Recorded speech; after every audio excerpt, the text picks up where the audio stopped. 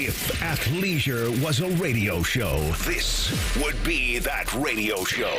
Bo Bishop, a man of fine taste and Montana class. My wife will try and drag me to like an Easter brunch buffet, and I don't even like that because I don't like everybody standing over food I'm going to eat. Friends with the highest intellectuals. We found out the hard way. We have white furniture. That's all I'll say. What a mess. Oh, God. Holy Literally. An athlete, coach, husband, and father. That drives me nuts. My kids say, I'm him. Shut up. Kidding me? You're 9. You're not him. I don't even know what the hell that means. And two guys who are considerable downgrades from a former football player. You're listening to Bishop and Friends. Oh, baby, let's do it live on a First Friday Miracle edition of the program. Both of the boys with you for the next 3. One of the boys, the most valuable player of the national championship game. He's the great Tyvis Powell. The equally great and incredibly organized Eric Reeser is here as well. The mustache looks great, getting a little bit of a shadow coming in underneath. He's progressing nicely into the holiday week. Pretty loaded up, kids. Pretty loaded up. Jake Trotter at 10:33, as is customary on that side of things. In addition to that, we will have a little bit of Hey Guys coming up at 11 o'clock as well. Get your questions in, and we will answer those at that time. Wanted to start here. I did a radio hits for some lovely fellas in Pennsylvania yesterday, and one of the things that one of the hosts asked me was, what are you hearing about this Neyland North? And I said, well, I haven't heard anything about Neyland North. I don't know what that's about. And they said, well, is this going to be a Tennessee home crowd in Ohio Stadium? No, it is not going to be a Tennessee home crowd in Ohio Stadium. We did have President Carter say that he estimated 30%, so 105,000. That's 30-some thousand state school, but that's my poor math. 30-some thousand is 30% of that number. That would not surprise me. There's a lot of factors at work here. First of all, you can very easily drive from Knoxville to Columbus. That's pretty easy to do. There was the mishap last week with the code being leaked out early on the ticketing, and some of them were able to scoop those up. There's the fact that Tennessee hasn't been in something like this in a very, very long time. Tennessee hasn't won the Southeastern Conference. I think we talked about this last week, since 98. I think it's 98 since they've won the SEC, and they didn't win it this year. So in terms of having a bite at a national championship apple, it's been a long time for the Vols since they've been in this spot. And Tennessee has a fan base that is no question similar to the one here. It's real big, and it is robust, and they have a wait list for season tickets at Neyland Stadium. So there is the combination of proximity between the two teams, the excitement of one of the fan bases, and then what we talked about yesterday a little bit, some of the lack of trust in this fan base for what Buckeye team is going to show up on Saturday night. Now, Tyvis, you and I were talking off air, and I am like you more than I think most are, in the sense that I don't think that this Ohio State football team is what you saw here against the Maize and Blue. I don't think that's who they are. I can't. We could sit here for the rest of the year and try to get to why they made the decisions they did in that game. But I think the result of that game and the look of that game is in a way clouding the way that we view this, or not necessarily everybody, but how some view this Buckeye team. Well, it was definitely a Debbie Downer moment. I mean, you talk about how well this team had been playing since the Oregon loss. Obviously, it was the Oregon loss. Then the Nebraska was kind of shaky. But after that, it was like boom, boom. Like they were clicking on all cylinders. Will Howard looked great. The entire team looked great. And obviously you play that game and you get the performance that you have. But that's the thing. The reason that I feel like a lot of fans should look at that game differently than the rest of the season and not judge this team based off of that game is because history's already shown us that after they lose that game, obviously the Rose Bowl, they look good against Utah. They look good against Georgia. Yeah. The Missouri game, whatever. That was just. We were ill prepared at quarterback. Yeah. So outside of that game, like, you always seen that they don't look. The team that you see in the rivalry game is not the team that you see beyond or before that rivalry game. So that's why, to me, I look at it like, yeah, they lost that game, which in hindsight, I know people don't want to hear this. They actually played well enough to win that game. Fact of the matter is, your field goal kicker hit 2 field goals, you win 16-13. But that's neither here nor there. You sound like Dom. That's like a Dom move right there. Just saying. That's like the mental gymnastics Dommy does. I'm just saying that I like to. You got to present the facts, okay? the thing I was telling Eric about this. I'm as an analyst. I am a fair analyst. I go off of what I see on tape, and I like to call things the way that they are. They hit 2 field goals. I'm just saying, 16-13. Well, that's fact. They win the game. Yeah, that also is fact. No, I think so. I think there's a great deal of enthusiasm for this Tennessee team coming up here. I mean, this is the matchup of the weekend that everyone's going to be paying most attention to. In a way, it's something that I think people have been waiting for a very long time. I mean, for the longest time, when one of the things that folks would come up to me most, whether we would be at a bowl site, usually a bowl site, when you've got like 10 days around the fans and all of that, and you get used to seeing people. And people would come up to me and said, when are we going to get a northern team or a southern team in the north in the cold? Mm-hmm. Now, Tennessee is not Ole Miss in terms of location. It's not the University of Florida in terms of location. Correct. It's in the Smoky Mountains, so they're used to weather. Yeah. So there's nothing that's going to be shocking to them with what you're going to see on Saturday night. In terms of the styles for fights in this one, I think the other thing that gives people a little bit of trepidation is this Tennessee team reminds some to have some of the similar qualities and qualifications that the Michigan team has. Now, you've got to look at them on tape, and I want to dig into this a little bit more at greater detail as the show goes along. But in terms of the look of their players, because we did this yesterday, who are they most similar to that we've played? As in the look of their players. In terms of that looks like fill in the blank. You and I have already said that when you look at their offense, it reminds you a lot of Penn State. Not as far as scheme, because they like to have their receivers way out the box, but what they like to do, run the ball. You know, they got a quarterback that's decent, but the playmakers on the outside isn't somebody that's going to scare you. They can make plays, but they're not game breakers. Like, it shouldn't be something that we struggle with. So the coverage part. Exactly. So it looks like it reminds you of a Penn State vibe to it. That running attack, though, I tell you what, they linemen do a really good job of getting to the second level. Like, that's, to me, is going to be the thing. I was talking to Tim about this yesterday, about how, we talk about how they spread everything out. They like to forget the hash marks. They like dang near on the sideline when they widen themselves out, because they want to keep people out the box and lighten that box and, force people to commit. And the reason why I'm not worried about it is because we're going to probably be a nickel a lot. And if they're going to have these wide splits on the outside, our nickel's probably going to be removed from the formation. So now you're realistically talking about 6 guys to stop the run game. 6 guys, 2 linebackers and 4 D linemen. And I think that our front 7 has been really good, especially when it comes to the stopping the run, that I don't worry about that. The Cody Simons, the Sonny Styles, I think they do a really good job of handling that. Now, I think this is a big Tyleek and Ty Hamilton game where those guys got to do a really good job of stopping that vertical penetration and getting upfield to stop Dylan Sampson. If they do that, or they hold on to double teams, that's a thing.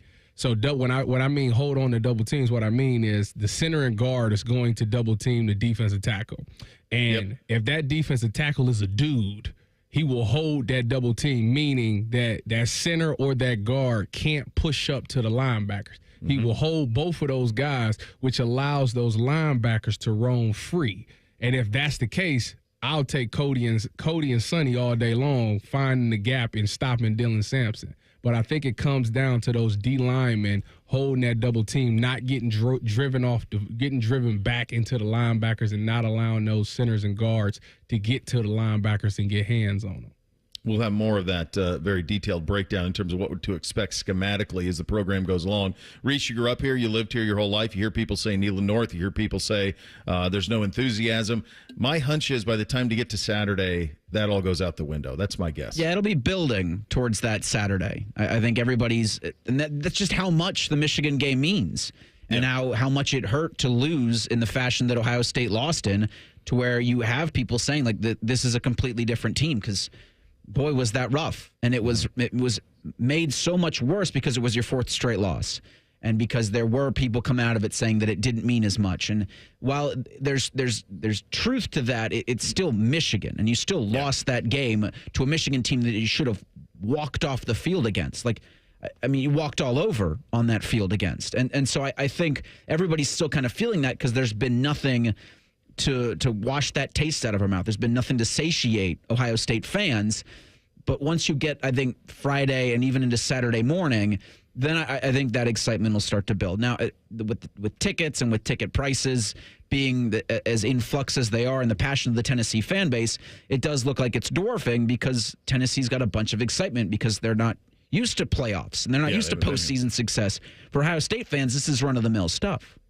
Yeah, and that's just where the difference is right now. But by Saturday, I think I have faith in Buckeye Nation to show up. I do too. I think it's going to be great. I think it'll end up being electric. I think that it's going to be one of those things where, years from now, you're going to be very proud to say, I was at that game. And I think that's the way that it'll carry out by the time you get to Saturday night. Much more on the Buckeyes and the Vols coming up, including more Tyvis' breakdown of what he saw on film of the Volunteers. Coming up at 9:30, you'll hear from the defensive, really the stalwarts. If you're going to be able to contain that run game of the Volunteers, you'll have that coming up at 9:30. Coming up next, man, a lot going on behind the scenes for the Buckeye basketball team, but got a big win despite it. We'll get into that coming up next. Off and running on a First Friday Miracle Edition. Bishop and Friends right here on The Fan. We have so many local shows, I can't fit them in a 10-second promo. So let's just say we're live and local all damn day. The Fan. At Byers Auto, we've been football fans since 1897, back when tailgates had actual tails. Our legacy of supporting our local team is as strong as our commitment to providing exceptional vehicles. While we're known for our new cars, we also offer a variety of pre-owned vehicles that meet our rigorous standards. Our friendly staff is here to help you find the perfect vehicle for your lifestyle and budget. Visit us in person or shop online at buyersauto.com. Come see why it's better to buy at Byers. By the time you're finished listening to this Pepsi Zero Sugar, you'll be 15 seconds closer to kickoff. Stock up now. Bengals game day is so close, you can almost taste it. Bengals watching. Better with Pepsi. The Central Ohio leader in roof repair and replacement is Roof Revivers. With over 350 five-star reviews on Google, Roof Revivers is committed to repairing roofs first before replacing them. If your roof needs repaired, visit Roof Revivers online at roofrevivers.com. Roof Revivers, we fix leaky roofs. Did you know a dog license is one of the best ways to protect your pup if you should get separated? Ohio law requires all dogs to have a current license. Protect your pal by registering for your 2025 dog license today. Visit doglicense.franklincountyohio.gov for more details. Brought to you by Franklin County Auditor Michael Stinziano. For a limited time at Speedway, get 2 big pizza slices and your favorite Coca-Cola 20-ounce for only $5 with Speedy Rewards. Choose from Classic 3-Cheese, Pepperoni, or Extreme Meat Pizza. Save big with the $5 meal deal with Speedy Rewards. Only at Speedway. Valid through 1/7/25. See app for full terms. Dear everyman everywhere, we know you tried, even when you shopped the night before or the day of. We know. It's the thought that counts. It's just, what were you thinking? That we want mittens? A mug? A key finder? This year, how about lingerie from Lion's Den? Silky, sexy, lacy, lovely. It's the gift that'll give right back. Promise. Happy holidays to both of us from Lion's Den, the official store of pleasure, passion, and romance. Skyline gift cards make great last-minute gifts. Now through Christmas Eve, you'll get a free $5 gift certificate when you buy $30 in Skyline gift cards at participating Skyline restaurants. See store for details. Feeling good. It's Skyline time. Taking out the trash. That's what we're all about at Bourne Brothers Waste Services. This is Justin Bourne, Zach Bourne, and Jacoby Bourne, former Ohio State football players. We are your company for all of your trash and recycling needs. Providing services that include front-load containers, mini and large roll-offs, and compactors. Contact us today for the best service in town. Bourne Brothers. Bourne Brothers. The real local trash company. Taking out the trash. We're dealing at Reichert Ford. $2,500 low price guarantee. With our lowest prices and 72-hour exchange policy, you can't buy the wrong car. Thousands of vehicles are waiting at ReichertFord.com. Get the right car at Reichert. We're dealing. Guess what? Our ugly faces are on YouTube. Search 971 The Fan and watch all your favorite shows. Laptop, phone, tablet, smart TV, we're everywhere. Bring us in the bedroom with you. Yes, The Fan. 2 hours ago, Kyle arrived at the bar. Hey, what's everyone drinking? 30 minutes ago, Kyle got his friends another round of drinks. Cheers! 5 minutes ago, Kyle decided to drive home drunk. A minute ago, a law enforcement officer pulled up behind Kyle. Sir, have you been drinking tonight? A chain of events that began 2 hours ago is about to change Kyle's whole world. Drive sober or get pulled over. Paid for by NHTSA. Hello, it's John Kozik, founder and president of TurboTrack Realty, and I buy real estate as is fast for cash. Give us a call today for an all-cash offer at 614-470-2000, 614-470-2000. I buy vacant properties, inherited homes, divorce situations, death in the family. I even buy my tenants won't pay me the rent houses. Give us a call today for an all-cash offer at 614-470-2000, 614-470-2000. Fan weather. From the Logan AC and Heat Services Weather Center. Rain is moving into the area right now. Expect showers before 12 o'clock today. After lunchtime, we are drying things up quite a bit. 41 is your high this afternoon. Tonight, we get down below freezing with a nighttime low of 30. It'll be cloudy and cold tomorrow with a high of 38. I'm meteorologist Dylan Robichaud with your 10 TV weather impact forecasts on 97.1 The Fan. Here's a listener tweet. Can I tase Common Man in the nuts? Fine by us, but he may like it. Common Man and Tebow. Weekdays from 3 to 6. The Fan. Taking the art of sports radio and day drinking to a whole new level. You're listening to Bishop and Friends. Indeed you are, and we're brought to you by Awaken 180 Weight Loss. Fast, sustainable weight loss without the medications. A solution for weight loss. Awaken 180 Weight Loss. Here's my thought. I hate the apps. Hate it. Watched the game on Peacock last night, and then it's like halftime, and I'm like, well, I don't need to watch halftime. Like, so I got to go out of the app, hop into another app to watch something else for 15 minutes, and then by that time I had forgotten about the game, and Hard Knocks was on, so I watched Hard Knocks, and then I got an alert on my phone. Buckeyes are up this, Devin Royal with the season high this. And I'm going, oh yeah, that's right, I forgot about it. I can't stand it, and I think some of it's just me getting old. I just hate not having everything in one place. It drives me nuts. I think a lot of people are there, Bo. I mean, you guys are young pups. It's frustrating as hell, isn't it? I definitely hate going out of one app into the other. It makes you appreciate cable back when you had it. You know, maybe it wasn't as bad as everybody thought it was.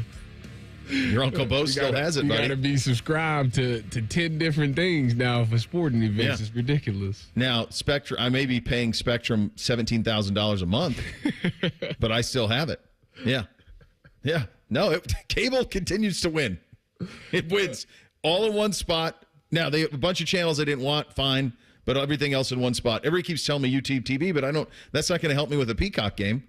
So YouTube TV, because I have YouTube TV, but I haven't did this part of it in a long time. You can add like HBO Max and stuff to your bill, even Peacock. See, I'm not 100% sure on that one, but you can add things in there. So when you add it in there, is it all just under YouTube TV? I don't know how it works because I ain't did it. Yeah. I don't think you could do Peacock. I think you could do those type of apps. I think Peacock's trying to be its own YouTube TV. That's kind of their operation. I don't know. Okay. I did watch it though, but really the headliner here is, as much as this was a very nice win, Devin Royal's start to his season is kind of what we thought he would be when he was at Pick Central, quite honestly. Yeah. He just was, anytime you watched him play at Pick Central in the state tournament, and I remember the game against Gabe Cupps and Centerville, and Sonny Styles in that game was pretty remarkable. But I remember watching Devin and being like, yeah, he's the best player he's clearly the best player in the state. He can score on anybody. And you watch him through AAU, he could always get his buckets.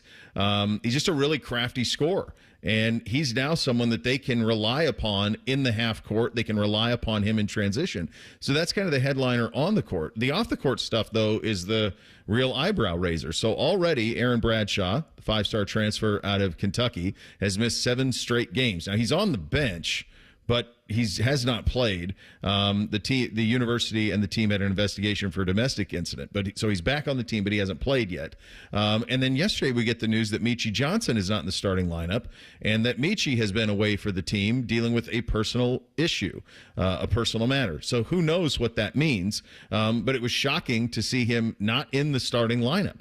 Now, Jake Diebler talked post-game about both. Needless to say, the answers are not long, but here is what he said to the absence of Meechie Johnson. Thoughts and prayers are with Meechie as he's dealing with some personal matters right now. Don't have a timetable on that yet, but, thinking about him.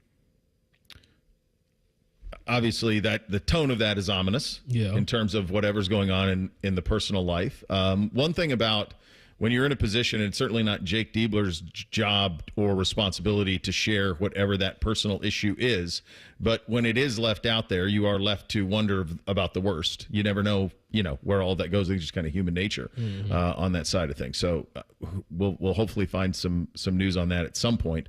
And then Aaron Bradshaw, he was asked about Bradshaw, who's, again, is on the bench. Here's what he had to say about that. He's still got to build up to get there. So wasn't ready to go today. This is kind of an ongoing evaluation, really one day at a time. Okay, so that's kind of where you are. Those are two guys who figured to be in the starting lineup. They play Kentucky Saturday at 5:30 at Madison Square Garden. Nothing else is going on Friday, or Saturday rather, from an entertainment purposes standpoint. Pretty quiet Saturday.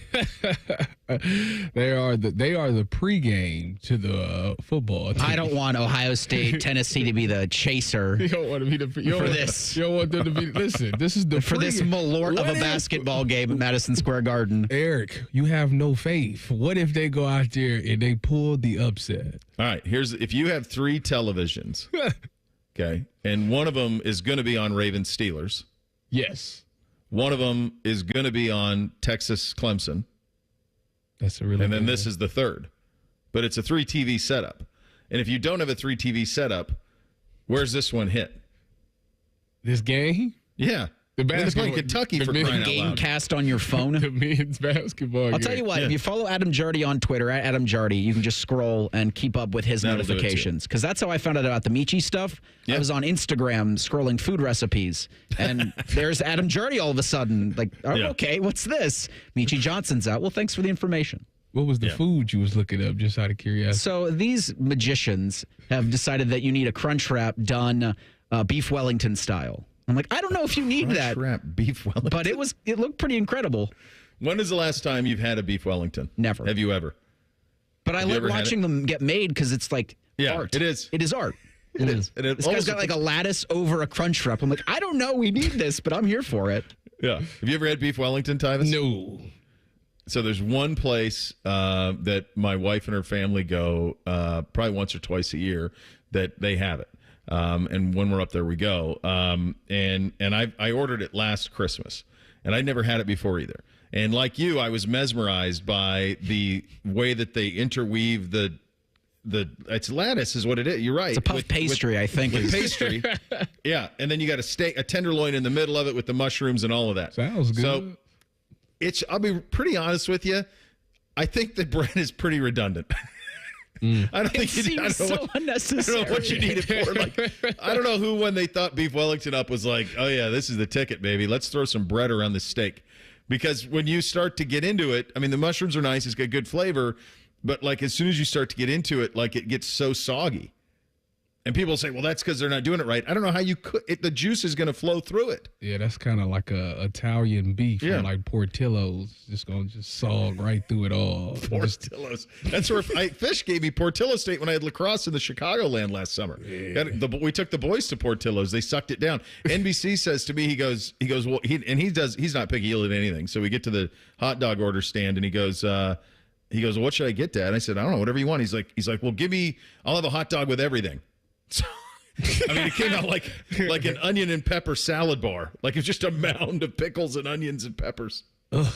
Needless to say, he couldn't suck it down. This is in Chicago where you can't get ketchup.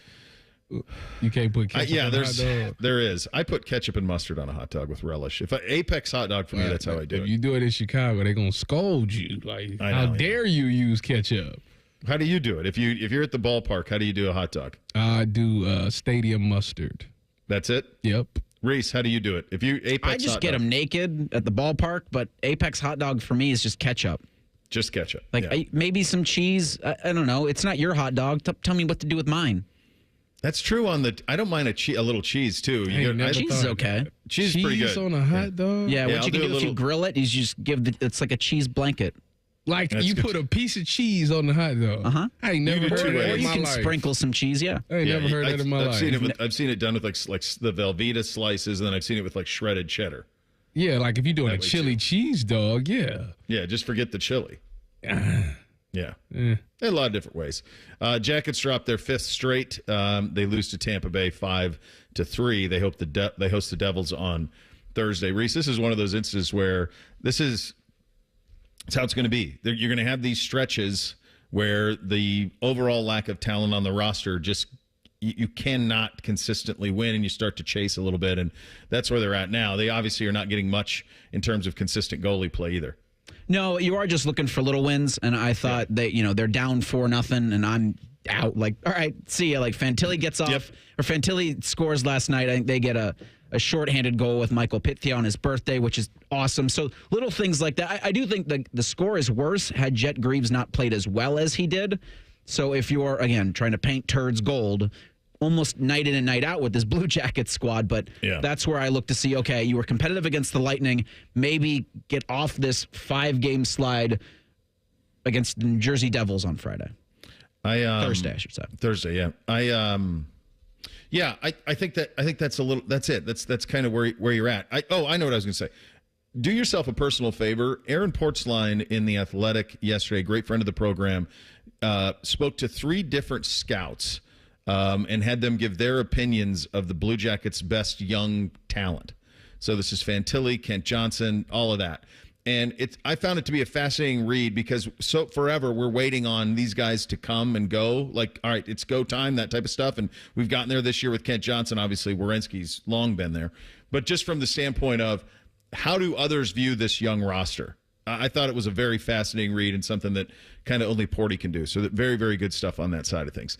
Back to the game on Saturday coming up next. One thing that we can trust, we figured this out yesterday, is the Buckeye defense.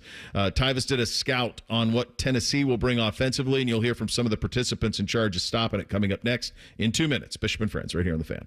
Make some space. Wendy's new mushroom bacon cheeseburger is entering the chat for a limited time only. Savory roasted mushrooms, crispy bacon, melted Munster cheese, and creamy garlic spread, all resting on Wendy's fresh, never frozen beef. We know not everyone loves mushrooms, but let your mouth do the thinking here. It's a tasteful fusion unlike anything you've sunk your teeth into, and it's coming from Wendy's, so you know you're getting flavor's worth in every bite. But if you want to ignore the happiness just because you think you don't like mushrooms, we won't stop you. We'll be here, hanging out with the new burger in town. For some mushroomy, bacony goodness, gotta be Wendy's.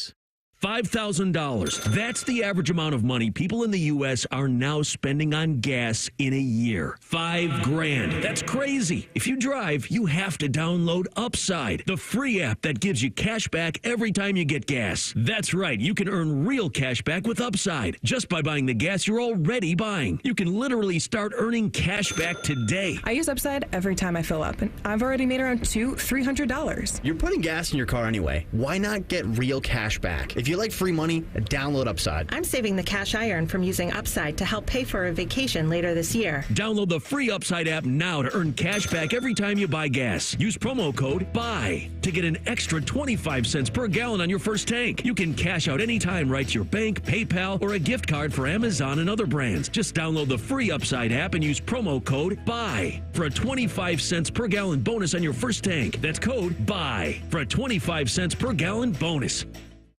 Hey guys, it's Anthony Rothman. If you're feeling those holiday blahs already or just not bringing your usual cheer to the party, it could be low testosterone. That's right, it does affect our moods. Testosterone therapy, or TRT, can help put some jingle in your bells. But we all have different T levels, so don't just go for that standard dosage TRT plan. Go to the experts at Low T Center. Their TRT plan is tailored for you and with over a decade of experience. Go to lowtcenter.com and book your appointment. That's lowtcenter.com. Low T Center, reinventing men's healthcare. care. Bishop and Friends is sponsored by Awaken 180 Weight Loss. Fast, sustainable weight loss without medications. The solution for weight loss. Awaken 180 Weight Loss.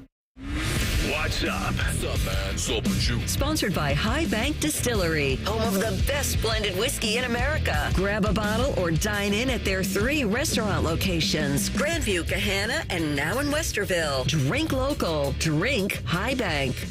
All right, here's what's up on a First Friday Miracle Edition. We are inching closer to the Buckeyes and the Volunteers at Ohio Stadium on Saturday in the first ever playoff game in Buckeye football history. This is a strength versus strength in terms of Tennessee's ability to run the football and the Buckeyes' ability to stop the running of the football, and really what this defense has been all season long. Sonny Styles available yesterday, speaking to the challenges the Tennessee offense will provide. Obviously, you got to get lined up fast, and you got to be sharp on what you're doing. If you have to line up and think about what you're doing, you're a second too late, and they snap the ball, you don't know exactly what gap you're in. Now you're out of the wrong gap and turn into a 20-yard run. So that's what they want. And then they move fast to get those kind of explosive plays where someone's not in the right spot, whether it's in the passing game or the running game. Certainly one of the leaders of this team and this defense has been Cody Simon. The defense has been really good. Boy, the last drive against Michigan is in the back of everybody's head, of course. Certainly Cody Simon knows this defense is still chasing that perfect game. You're always chasing to play your best game, and even if you think you do, you're not really satisfied with that. For us, I think we could always play better. In all of our games we played, there's always been some part that, we come back in the film room, we're like, we need to hammer this down. And, I think we're trying to push to get to that level right now. And, it'd be great for all the hard work and all the preparation to come together this Saturday and, put a perfect game together for us. Of course, there's one player on this defense who is very familiar with Tennessee, would have played him last year when he was at Alabama. That is Caleb Downs. Here was the first-team consensus All-American safety on the threats UT pose. I feel like it makes the game more of a one-on-one game. It makes your receivers and your DBs have to play a separate game than the guys up front. And it makes it, truthfully, like those guys have to do their job and these guys have to do your job. You got to be able to stop the run with the people that you have in the run fit, and you have to be able to stop the pass with the people that you have out there. So that's what they do, and they do it at a really elite level. So it's gonna be tough to go against. It was as a quick aside, T. It was cool how the recognition he got for his play, because early in the season I remember we were talking. This would have been early October, late September. Mm-hmm. That if you aren't watching all 22, you're not seeing everything he's doing. Mm-hmm. But obviously a lot of people were, yeah. And then he started to make all sorts of plays. But to come in here and be a consensus first team All-American safety is pretty good. What do you make of what he's obviously, you can tell, very cerebral player. What do you make of having watched film of them? And you watched the Vandy game and the Georgia game, correct? Yes. So one like talent to us. Georgia would be a similar talent to us. Mm-hmm. In terms of what Caleb's talking about with you got to handle your job, you got to handle your job, what does he mean by that? Well, that goes off of their scheme. We talked about it in the first segment, how they keep all the receivers out wide so that, therefore, it's so hard for you to help that guy because the receivers are so removed that, like I said, the nickel can't be a part of the run fit if he's already lined up at the hash marks. Like, there's no way that he can get the B gap. How am I going to get the B gap if I'm removed this far from the formation? If they're in their traditional sets, mm-hmm.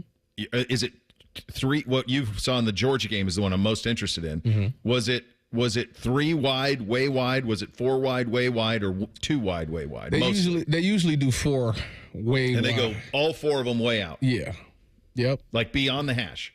Yeah, they are the only team in college football, maybe outside of maybe the Air Force, that uses the entire width of the field, and it sucks playing them because the reason that they do that is so you can't help. That's why Caleb said that it's up to the front 6 to handle the run, while we got to be able to handle the pass. There's not going to be a lot of help that can happen. Now, I was telling Tim, I said if I was playing safety in this game, due to the fact that I'm not really worried about their receivers like that, to me, they don't have a dude that just jumps off the page to me. If I play safety, the way I would counter this is I actually would reduce my split or my depth. Instead of being at 12 yards, I probably line up at 9 to 10 yards. Why would I do that? Because it helps me. It allows me to also be quick trigger on the run if I need to get there, or if I need to get to the pass, I can still get there. So I think that the safety play with Lathan and Caleb is actually critical in this game, because I think that those guys can help and be that, since the nickel can't be in the run gap fit, maybe that line, that safety that's only 9 to 10 yards, maybe he can trigger fast enough to where if it did get to that B gap or that C gap, they can trigger quick enough to get it for a minimum gain. So this is, for folks out there, so you can understand, this is part of the reason you guys had so much success against Alabama when you played them, and it had to do a lot with Cardale Jones's arm. I don't know you like giving him a lot of public compliments, but his ability to throw the ball and make you defend the entire field made Landon Collins be a yard or two further back than he needed to be. Yeah, and that allowed for Zeke to attack weaker boxes and you guys to attack weaker boxes in that game. And obviously Zeke had a historic game in that game. So then my question to you is you're watching film on Nico. Do you see a quarterback who can stress safeties and make you think about hitting them over the top? Or can our corners be trusted, and can what you just outlined be applied? I think that our corners can be trusted enough, because I don't think Nico's arm is that strong. I think he can get the ball. Like, to me, I think his best routes is the bang aids or running a 12 to 15-yard dig route. But as far as, because of the fact that those number one receivers are so wide, now you're talking about it. You got to drive it. Yeah, you're talking about an even longer throw. And I think it was the Vandy game. I watched the Vandy game. He tried to throw a fade on the Vandy, and it was underthrown, and they ended up picking it off. So yeah, I don't know how strong his arm is to be able to push those out there. So if I'm playing corner and I'm on a number one receiver, if he did run a fade, like, I would be calm, because I'm like, all right, let me not bump into him. Let me just get my head around, because I think that it'd probably be a 50-50 underthrown ball, and they'll give me a chance to make a play on the ball. So our corners, actually, it plays into their benefit, because, with Denzel Burke, one of the things that he's been struggling with is giving up that deep ball. But if that deep ball is underthrown and he so happens to get his head around, he'll be able to make a play on the ball. The one thing that he has not done is turn the ball over. He's thrown just 5 picks on the season. It's 66% completion. What I'm always curious about, and this is the way I apply my Heisman ballot, it's the way that when you're looking at a game like this, what I'm looking for is, how did a quarterback do against like competition to the Buckeyes? So they played 2.5 games that you would say that type of talent. The Georgia game and the Alabama game are at the top of mind. They beat Alabama 24-17. They lost to Georgia 31-17. That was a tie game at half. In the Georgia game, Nico was 20 of 33 for 167, no touchdowns, no picks. But they didn't hit anything, obviously. When you're getting 33 attempts and throwing for 167, you're not hitting anything down the field. And in the Alabama game, he was even worse. 14 of 27, 194, a touchdown, and a pick. So the accuracy, that's the thing you have to look at. And I did this yesterday on the other side of it, T, in terms of both Alabama and Georgia. I think Carson Beck threw it 45 times. Yeah. Jalen Milroe threw it 40. Alabama and Georgia looked at what Tennessee was doing defensively and said, oh, we can spin it. Yeah, you know why? Because as I was doing the thing, as I was watching that Georgia game, Georgia took advantage of them.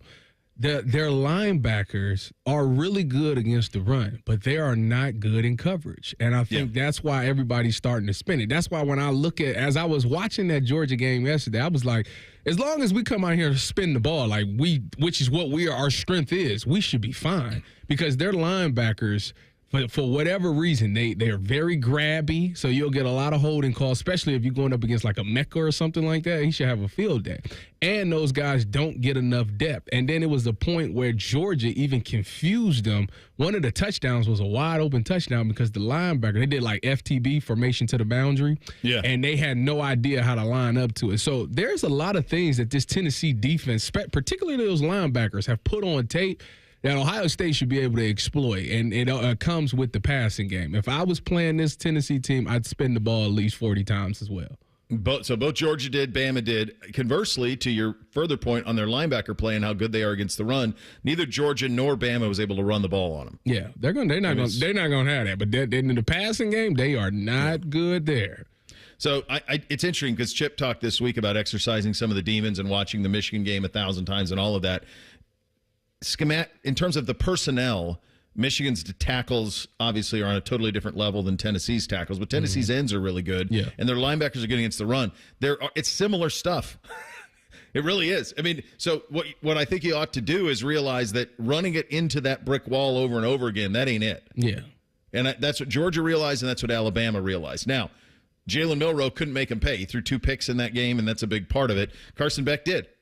He made him pay. He did. And Carson Beck was having a down year. Really came out of it in the Tennessee game. They do not have the receiving talent. No, they do. That was another thing that I said. Like, if their receivers is able to do this, then Ohio State. Like I said, it all comes down to the fact that you got to go back to your bread and butter, and that's the passing attack. I know you want to get the running. I'm not saying don't run the ball, but I'm saying definitely spin it more than you run it. It's just the obvious game plan. That's it. That's interesting. Look, folks, sometimes the numbers don't lie. There's a reason that football coaches are traditionally really smart people, and they're doing these things for a reason. A quarterback change reportedly up in Cleveland for this week. What does it mean for the long-term forecast of the Browns? We will get to that coming up next. Bishop and Friends right here on The Fan. All the 10 TV people come over to our side of the building to take a deuce. That should tell you something about how we operate. The Fan. During the Ram Wrap Up the Year sales event, take advantage of huge deals on a wide selection of Ram trucks. Right now, well-qualified lessees get a low-mileage lease on the 2025 Ram 1500 Bighorn Crew Cab 4x4 for $469 a month for 42 months with $3,652 due at signing. Tax, title, license extra. No security deposit required. Call 1-877-RAM-5722 for details. Requires dealer contribution and lease through Stellantis Financial. Extra charge for miles over 35,000. Not all customers will qualify. Residency restrictions apply. Take delivery by 1/2. At Metal Supermarkets, we're all about getting you and your crew to quit in time sooner. That's why our service is a cut above. You see, no matter the project, we'll get you to the right metal, shape, and grade. Cut to any size, ready real fast. And yeah, we'll deliver, leaving plenty of time for the important things, like opening an ice-cold can of aluminum. Metal Supermarkets, the convenience store for metal. Sarah, it's been ages. How are things? Hey, Lisa. Things are okay, I guess. Things with Mark haven't felt the same lately. Oh, Sarah, that is so common. It could just be ED or low testosterone. Really? I didn't even think about that. I was blaming myself. Yeah, Jim had ED and low T. I thought I was doing something wrong, but it's just a medical condition. Now he's passionate about his job again, lost a little weight, and even put on some muscle since he went to Columbus Men's Clinic. They specialize in ED and low T treatments, and you should see the way he looks at me now. Columbus Men's Clinic delivers powerful, personalized treatments to reignite the passion in your relationship, even if other pills and treatments haven't done the job. Don't let ED or low T put a damper on what should be the best time of the year. I forgot how we used to feel. I got my husband back. Dial 614-300-7400 or visit ColumbusMen'sClinic.com today and rekindle the magic, because you both deserve to feel the joy this season brings. Columbus Men's Clinic, making it happen. Hey, Central Ohio, it's Christmas. The decorations are up, the trees are glowing, and the presents are on their way. Even in today's fast-paced world of tech, busyness, and various ideologies, most of the Christmas themes still point to the message and hope of Jesus Christ. I think author Max Lucado said it best: the gift of a Savior born in a humble manger to rescue us from our sins. The world had waited for this moment for centuries, and when it came, it was everything we needed. Peace on earth, goodwill to men. God had not left us in our troubles. He had come to us in the form of a child, bringing joy to the hearts of all who would receive him. This child, Jesus, came not to condemn, but to save. His birth was the dawning of hope, the promise of forgiveness, and the assurance of peace. This is why we celebrate, not just the birth of a child, but the birth of salvation. In this crazy season, remember the true gift this Christmas. Remember Jesus Christ. From the Lindsay Automotive family, Merry Christmas. There's nothing like having Common Man and T-Bone resting on your bosom. Oh, for someone with no breasts, you've done very well for yourself. Gross. Pick up the latest T-shirt in the Fan store, or pick up merch from a show you actually like. We even have Ohio State and jacket stuff. Head to 971thefan.com. Home ownership. At Progressive, we know it's part of the American dream. It's winds blowing across a fruited plain, and also your new fire pit, which subsequently sets your gazebo ablaze. It's hard-hitting football and an even harder-hitting price estimate from your general contractor. That's a star-spangled bummer. It's also around-the-clock protection when you bundle your home and auto with Progressive, which can help keep the American dream of home ownership alive and kicking. Get a quote at Progressive.com. Progressive Casualty Insurance Company, affiliates, and other insurers. Not available in all states. Don't let cold season make you miserable. Try the quick, drug-free solution for nasal congestion, Navage. Navage uses gentle suction to flush out your sinuses with refreshing saline, helping you breathe easier, sleep better, and feel healthier all winter long. And here's even better news. Navage is now available at select warehouse clubs in a great new value pack. It's everything you need to start breathing better fast. Check out Navage at your local retailer today. Navage, N-A-V-A-G-E. Breathe easy. The Fan Guest Hotline is sponsored by Accurate Heating and Cooling and Bryant, doing whatever it takes to keep you and your home comfortable. The Fan. They'll offer betting advice, but don't bet on it being good. You're listening to Bishop and Friends.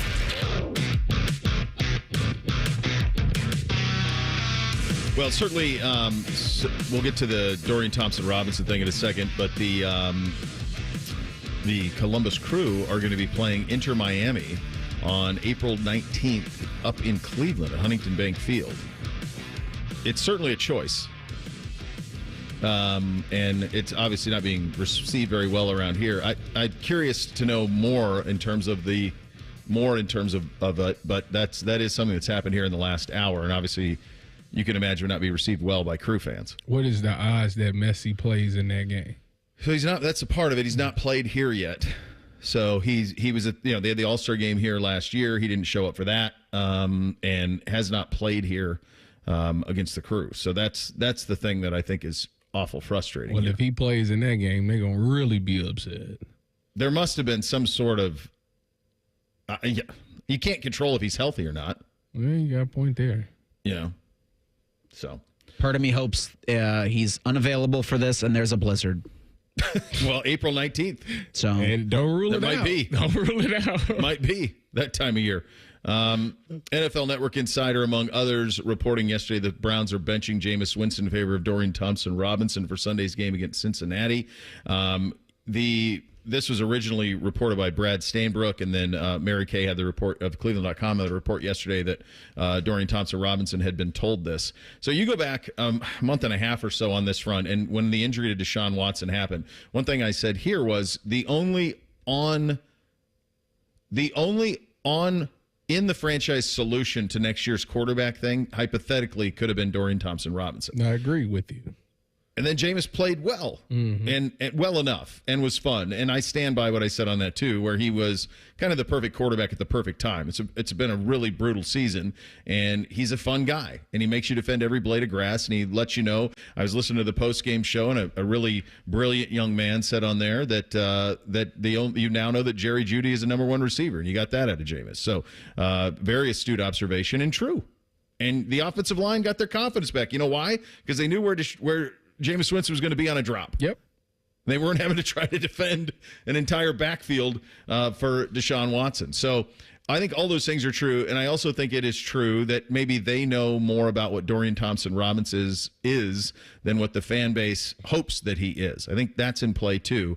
But I also think at this time, why not see it what he is? Yeah, I think that's kind of where we are now. I think when you look at this roster, he's the only guy outside of Deshaun that's coming back next year that's on a contract. I think when you look at this decision, one, there's been so many things you've done for this kid. Yeah. Like you've traded your backup to make him a backup. The game that Deshaun went down, he was your backup for that game. Yes. So, it's something there that you love about him. Obviously, when the handful of times that we've seen him, he's had little to no prep, and he still had to go out there. So it'll be interesting to see what it's like to see him with the full week of preparation.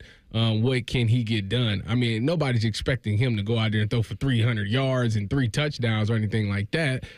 But I tell you what, when you look at the scenarios of how they threw him in some of these games, Baltimore, Pittsburgh, two of the best defenses at the time, it's about time that you give him a chance against a team that's struggling defensively so you can at least see what he's capable of. So I think this is the perfect game to see what he's got.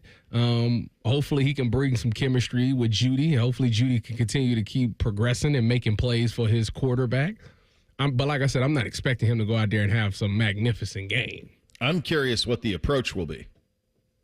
Because with Jameis, you're gonna throw it 45 times. I agree, and we're gonna have fun. I don't think that's the Dorian Thompson-Robinson approach. Well, it depends on who's calling the plays. That's too. Sure. The first part of it, when Ken first started calling plays, I said, I don't really see that much of a difference between Kevin and Ken. The play style or the play calling seemed to be about the same. And then as Jameis continued to go on out there, it became very apparent that this is an air raid offense, and it's far from what Kevin was calling. So the thing about the DTR thing also is I was listening to the sound, his post-game sound, and he was saying every game he's always had a package of plays, and they've been trying to get him in the game for weeks.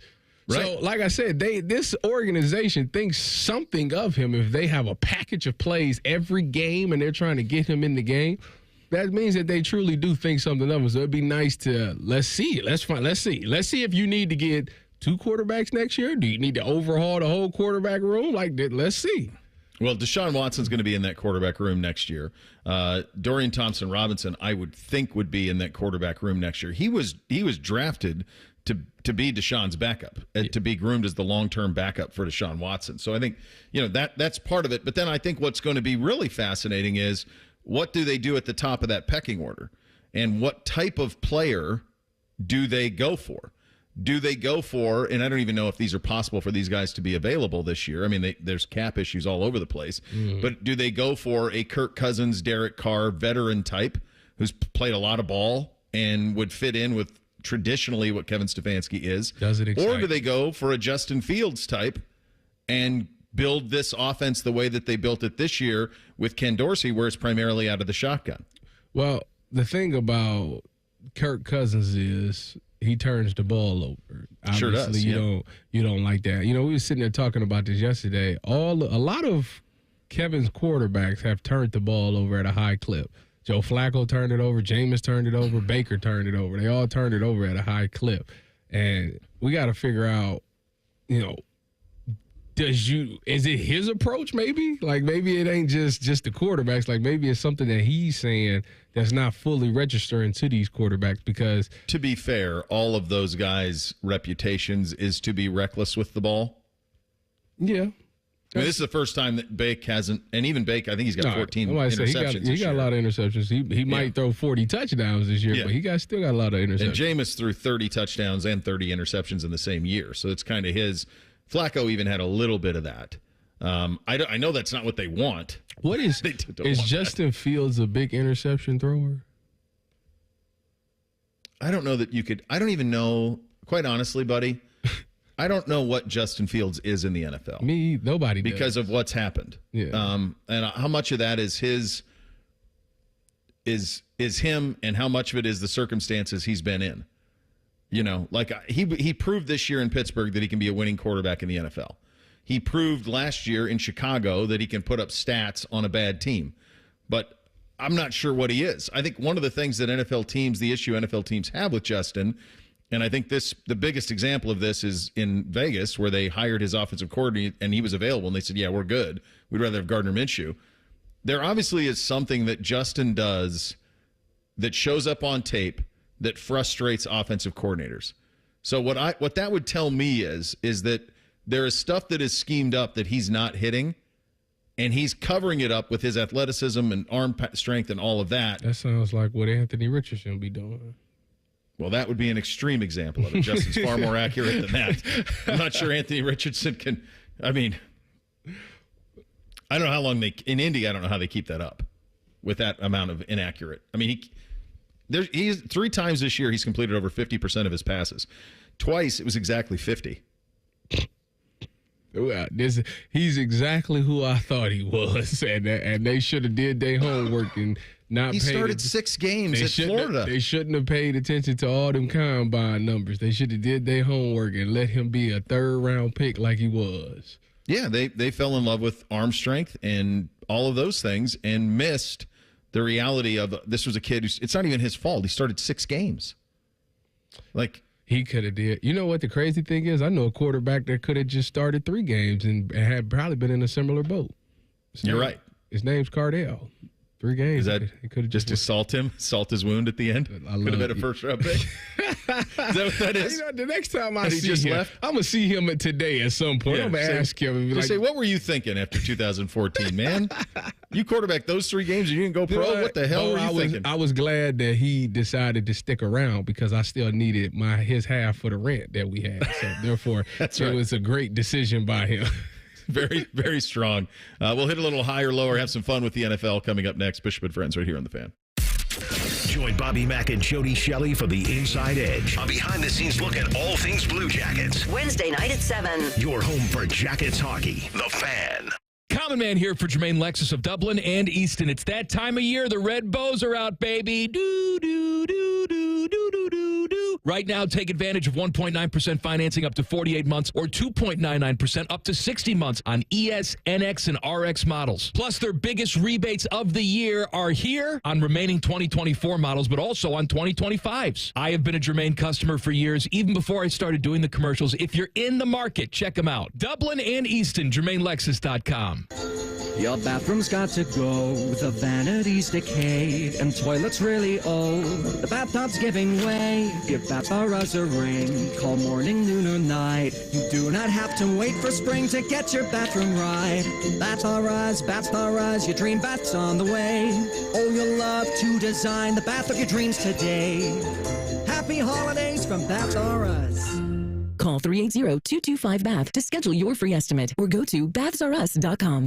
Treat your family to savory Meyer ham and make any meal a holiday feast. Now through December 24th, a delicious Meyer spiral sliced half ham is just 79 cents per pound with M-Perks. Limit 1, no clipping necessary. Discount automatically applied when your M-Perks ID is entered to checkout. Get a 12-pack of King's Hawaiian rolls for just $3.99. Meyer brand canned vegetables are 39 cents each, and 16-ounce Meyer butter quarters are only $2.99. Incredible taste and low prices make the holidays a good deal better. Exclusions apply. Go to the Meyer app for details.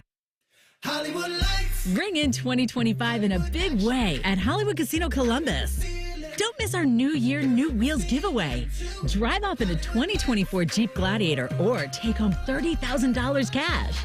Earn entries playing your favorite slot and table games all month long. The fun doesn't stop there. Catch live entertainment, hit the dance floor, indulge in fine dining, and count down to a balloon drop at midnight. Must be 21. Gambling problem? Call 1-800-589-9966. Lowe's knows how to help you save time and money, no matter the job. That's why we can deliver supplies to your job site as soon as same day, so you have more time to get the job done. Because when you need it fast, we've got you covered. Lowe's knows pros. Valid on eligible in-stock orders and select zip codes placed by 2 p.m. for same-day delivery by 8 p.m. Subject to driver availability. Fees vary based on purchase. More terms apply. See Lowe's.com/same-day delivery for details. If it's hot, it's at GNC, and we bring you the best new stuff first. GNC has this winter's newest in weight loss, muscle building, and wellness, and the best energy drink flavors anywhere. If it's at the top of your feed, it's already at GNC. Ask a GNC coach about the newest drops from Rise, Mutant, Alani Nu, Drip Drop, and more at your local GNC store, or shop our full collection of flavors and online exclusives at GNC.com. If it's hot, it's at GNC. Live well.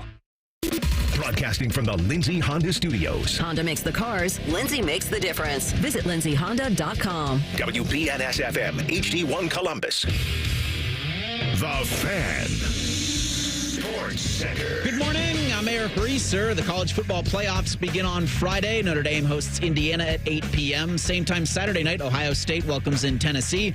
It's the first December football game at the Shoe. Buckeyes are 7-point favorites in this one. Here from Ohio State's Ryan Day today at noon will carry his press conference live when he hits the podium. In other news, Ohio University has named Brian Smith the new head coach of the Bobcats. Smith has been OU's offensive coordinator and will serve as interim head coach for the Cure Bowl Friday against Jacksonville State.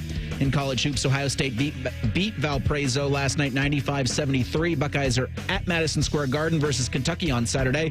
And the Columbus Crew announced today they'll play Inter Miami next year in an MLS regular season game at Huntington Bank Field in Cleveland, Saturday, April 19th at 4:30. This update is sponsored by Roosters. For every $50 you spend in Roosters gift cards this holiday season, you'll receive a $10 Roosters bonus buck at Roosters locations or roosterswings.com. Sports conversation that's worthy of a toast, or at least a stiff drink. You're listening to Bishop and Friends.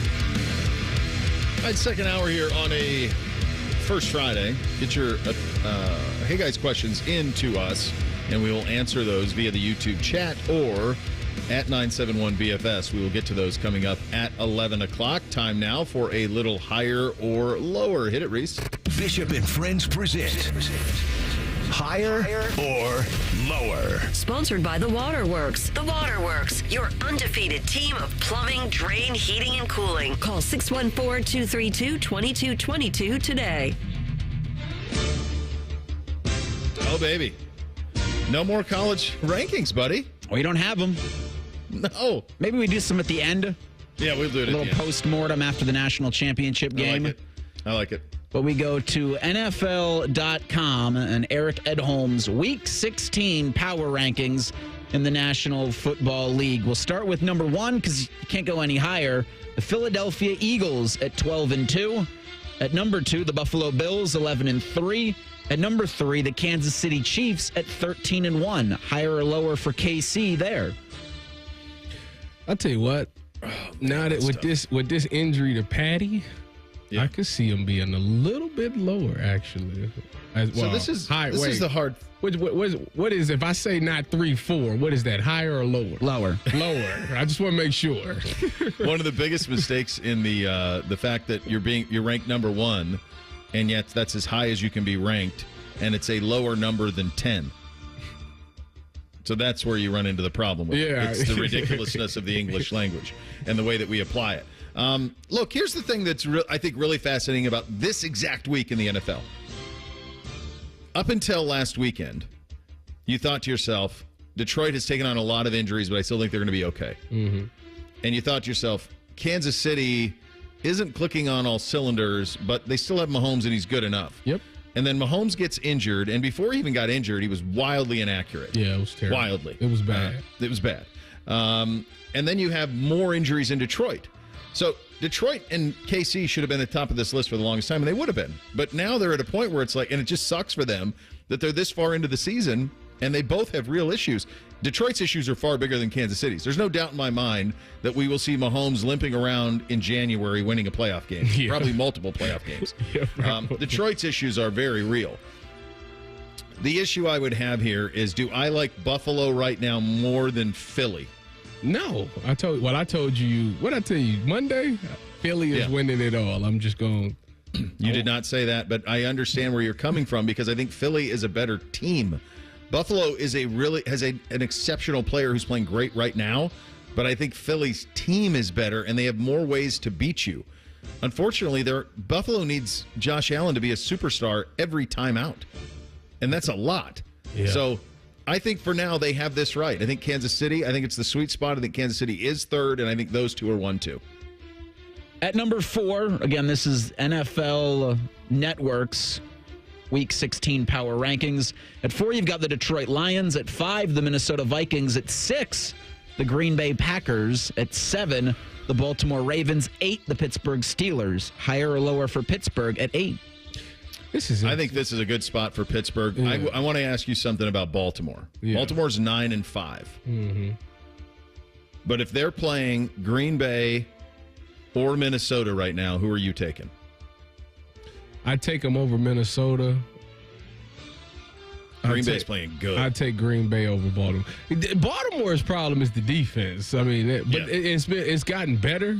It's just still ain't what we used to historically. When you think about Baltimore's defense, you're talking top 3 in the league, and that is not the case with them this year. So that's what scares me about them. Listen, offense sell tickets, defense wins championships. Those are the rules. You got to get stops when you have to get them, and that's kind of it. How many people do you think? Let's play a little guess the stats real quick on Lamar Jackson, because everyone's giving Josh Allen the MVP. Lamar Jackson, with 3 games to play, how many yards do you think he's passed for? 3 games to play. Now, 30. Let's do yards per game. Give me yards per game you think he's averaging. 279. Okay. Reese? I'm going to 320. Well, no. Not quite 320. 255.7. Completion percentage for Lamar, 68.1. Touchdowns for Lamar, 34. Interceptions for Lamar, 3. He leads the league in quarterback rating, 120.7. Oh, by the way, he's ran for another 743 and 3 touchdowns. Like, what's Josh Allen's stats? It ain't that. They're not that.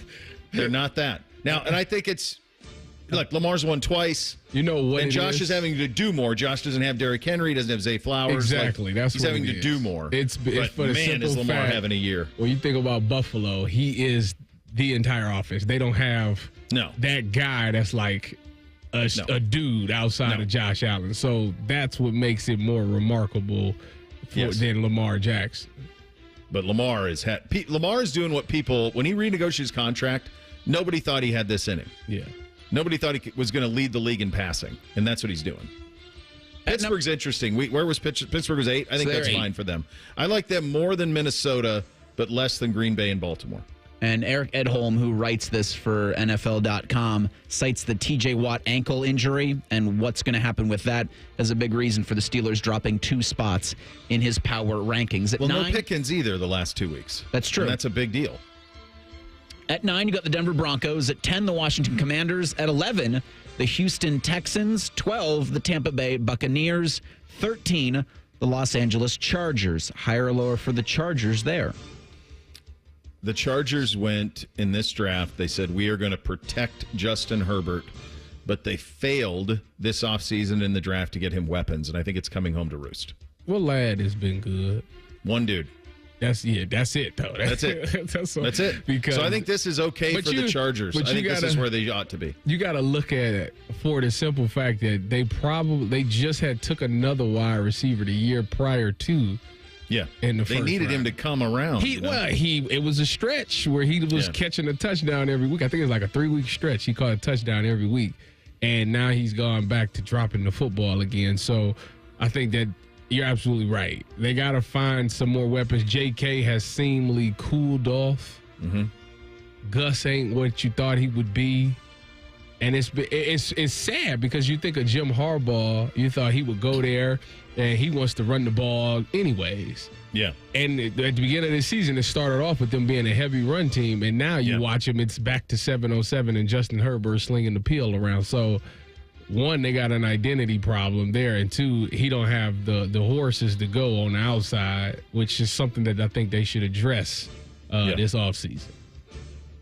At 13, you had the L.A. Chargers. At 14, you have the L.A. Rams. At 15, the Seahawks. 16, Cardinals. 17, the Atlanta Falcons, who rise 3 spots and say Desmond Ritter's getting the ball for the rest of the season. 18, Michael Penix, you mean? Michael Penix, excuse me. Thank you. Okay. At 18, the San Francisco 49ers. 19, the Dolphins. 20, the Cincinnati Bengals. Higher or lower for Cincinnati there? Bengals are higher than that. I also think the Rams are higher than he has him. He has them at 14. I would not want to play the Rams in the postseason. Yeah.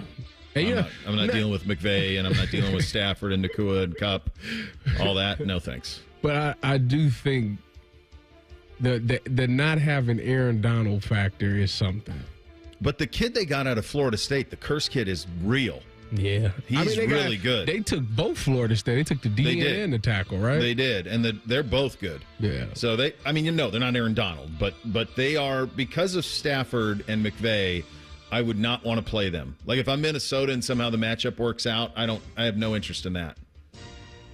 I wouldn't want to play the Rams either. I say all this to say I wouldn't want to play them either, but I do think that they are beatable. Yes. Oh, for sure. Yeah. The thing about Cincinnati at 20 is of the teams ranked ahead of them, Miami, Tyreek might just be cooked. That's where might just be broke. That's where might just be.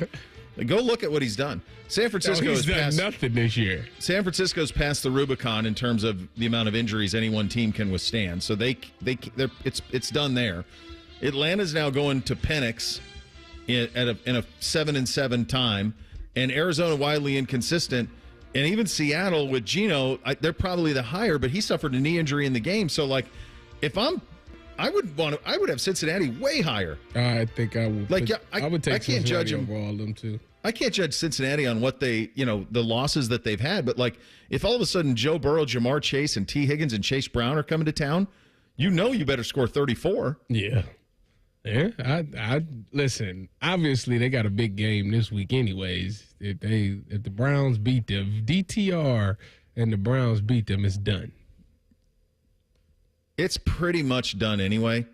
Mathematically, a loss would eliminate them. They are still alive. They've got to win out and have a bunch of things go their way. Yeah. I want to check the early line on that. The early line is Cincinnati -7.5. I wonder how that switched with the Thompson-Robinson change at quarterback. My gosh, the early line on Steelers-Ravens is Ravens 6.5. That's because T.J. Watt ain't playing probably. 6.5? No Watt, no Pickens, your best defensive player and your best They're the Pittsburgh Steelers, man. Yeah, okay. Speaking of the Pittsburgh Steelers, another episode of Hard Knocks. They're giving you a lot with these teams, and I think two players here locally really shined in last night's episode. We will get to that. In conjunction with that, though, an NFL legend returns to the college ranks. We'll have that story as well. Bishop and Friends right here on The Fan. Death, taxes, and beating Michigan every damn year. This is your flagship home for Ohio State football. The Fan, Ohio sports destination. 'Tis the season to raise a little Cane with Raising Cane's.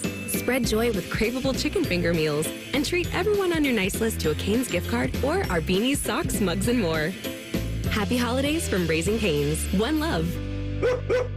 Bob and Teresa Capace here. The holidays are the perfect time for your yes moment. Find the ring that captures your love at family-owned Worthington Jewelers. With over 1,500 styles and friendly expert guidance, you'll find the one. Worthington Jewelers, where Columbus gets engaged. Does your vehicle need maintenance, but you don't have time? Krieger Ford's got you covered.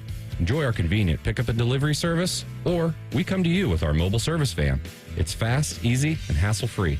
Schedule your appointment today, only at KriegerFord.com. Common Man here for Care Heating and Cooling. There's a lot of HVAC companies out there. I trust Care with my business, and I know you'll be satisfied customers. I am the most miserable person on earth. So if I'm satisfied, you know they must be doing something right. But don't take my word for it. Care has been named the 2024 winner of the Better Business Bureau Torch Award for Ethics. That's a polite way of saying they provide you with excellent product and service, and most importantly, they never screw you over. Here's another example. Lennox. They sell tons of product all over the country. They've awarded Care their Lennox 2024 Partner of the Year Award. Just bragging at this point. I suggested a new tagline for Care Heating and Cooling. Here it is. Obnoxiously efficient. They didn't like it, but I stand by it. Don't wait for your furnace to crap out this winter. Get on their Care plan and get your unit checked before the pipes freeze. And it costs you thousands of dollars, and your wife swears at you. That certainly never happened to me. Care Heating and Cooling. Call 1-800-COOLING or book an appointment online at careheatingandcooling.com when you need a company you can trust.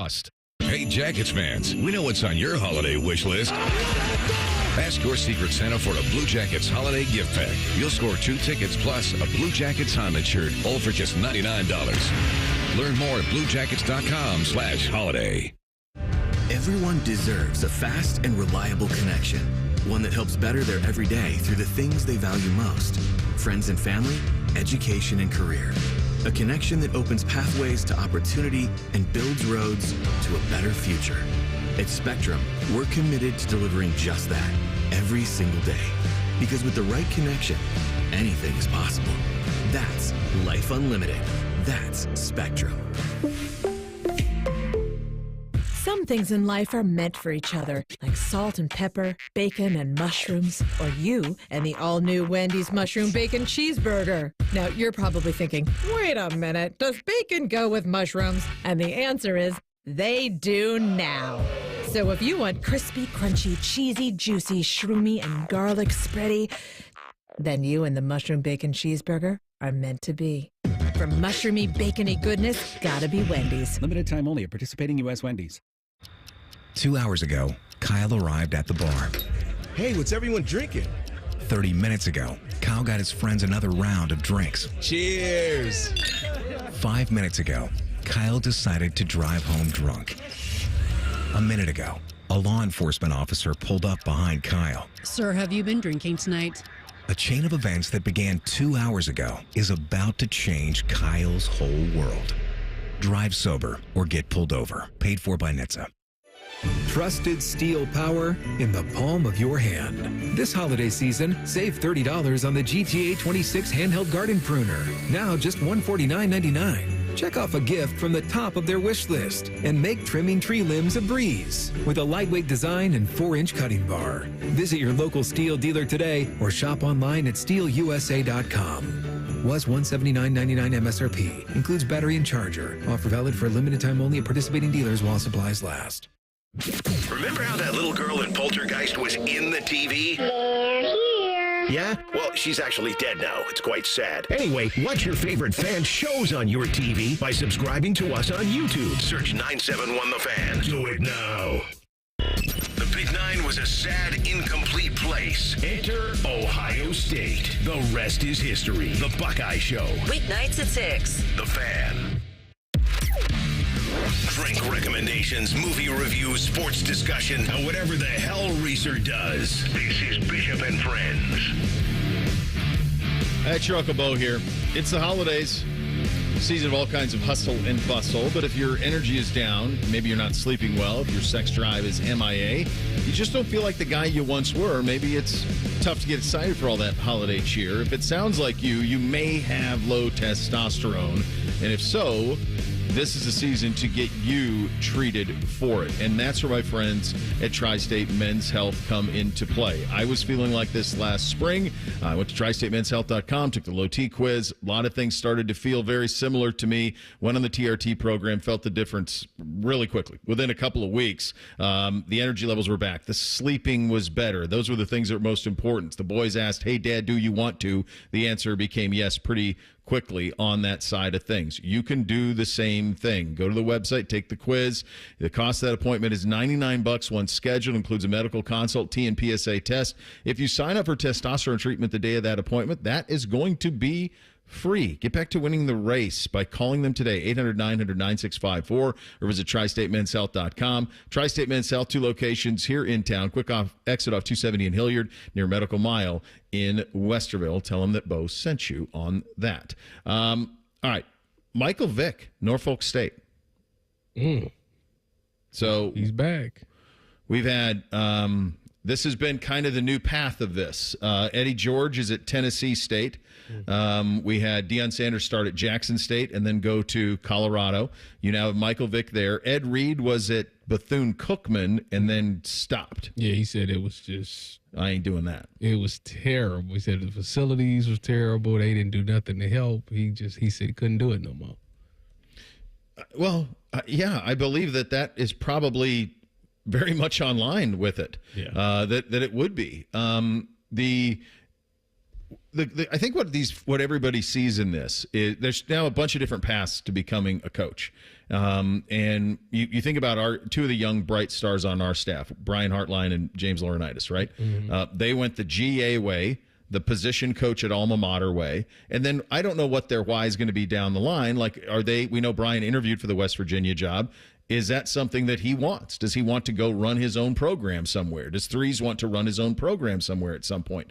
So that's kind of one path. The other path is, and Trent Dilfer's doing this at UAB, former NFL player goes to smaller school and sees if he can make that immediate impact.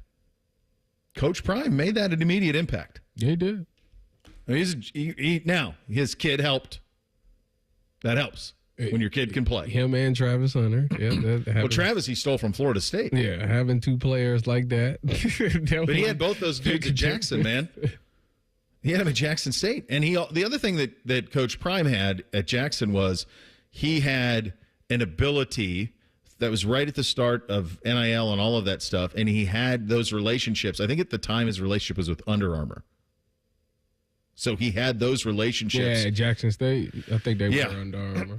So he had a way to inject what was needed from whether it's uniforms, facilities, cool stuff. He had a way to do that right away that makes it kind of tough. I'm curious how Eddie's doing at Tennessee State. I'm pretty sure he led them to the postseason this year. Yeah. I'm pretty sure they lost to Montana. Did they? I think so. It had to be Montana Grizzlies. Yeah, I think it's my bros. Okay, so Eddie's gone 5-6, 4-7. He just finished his 4th year. This year they went 9-4. They made the postseason, and let me see results. Yeah, they lost him at University of Montana in the first round of the playoffs. So that's the way that shook out on that side of things. All right, very cool stuff there, and a pretty good just personal rehabilitation for Michael Vick to go from. I mean, he was in Leavenworth. Like, he's not doing Wolf of Wall Street playing tennis. Yeah, prison. Like, he's in Leavenworth. Yeah, he's done a good job of turning things around. I remember Tony Dungy was like the guy once he got out that really was in his corner trying to help him get back, and he's done a really good job of trying to clean up his image since the dog fighting incident. So he played some really good football for the Eagles when he got when he got back, and when they were in the throwback uniform. Yeah, that bright Kelly green Eagles 7. Yeah, remember that he had that play where he threw that post route to Deshaun. Oh my gosh, that was on Monday Night Football, wasn't it? Wasn't that on Monday Night Football? Was it? Or was it Sunday Night Football? Might have been Sunday or Monday Night Football. Yeah, it was one where the whole world was watching. It was a dime. Yeah, Vick was. He was everybody's favorite player, man. Even back when I was a kid, I knew I had me a number 7 Falcons jersey back. Of course in the you day. did. I think I still got it, actually. Now that I went to a playoff game he played against in the Georgia Dome. It was such a spectacle how big of a deal he was in Atlanta. Yeah.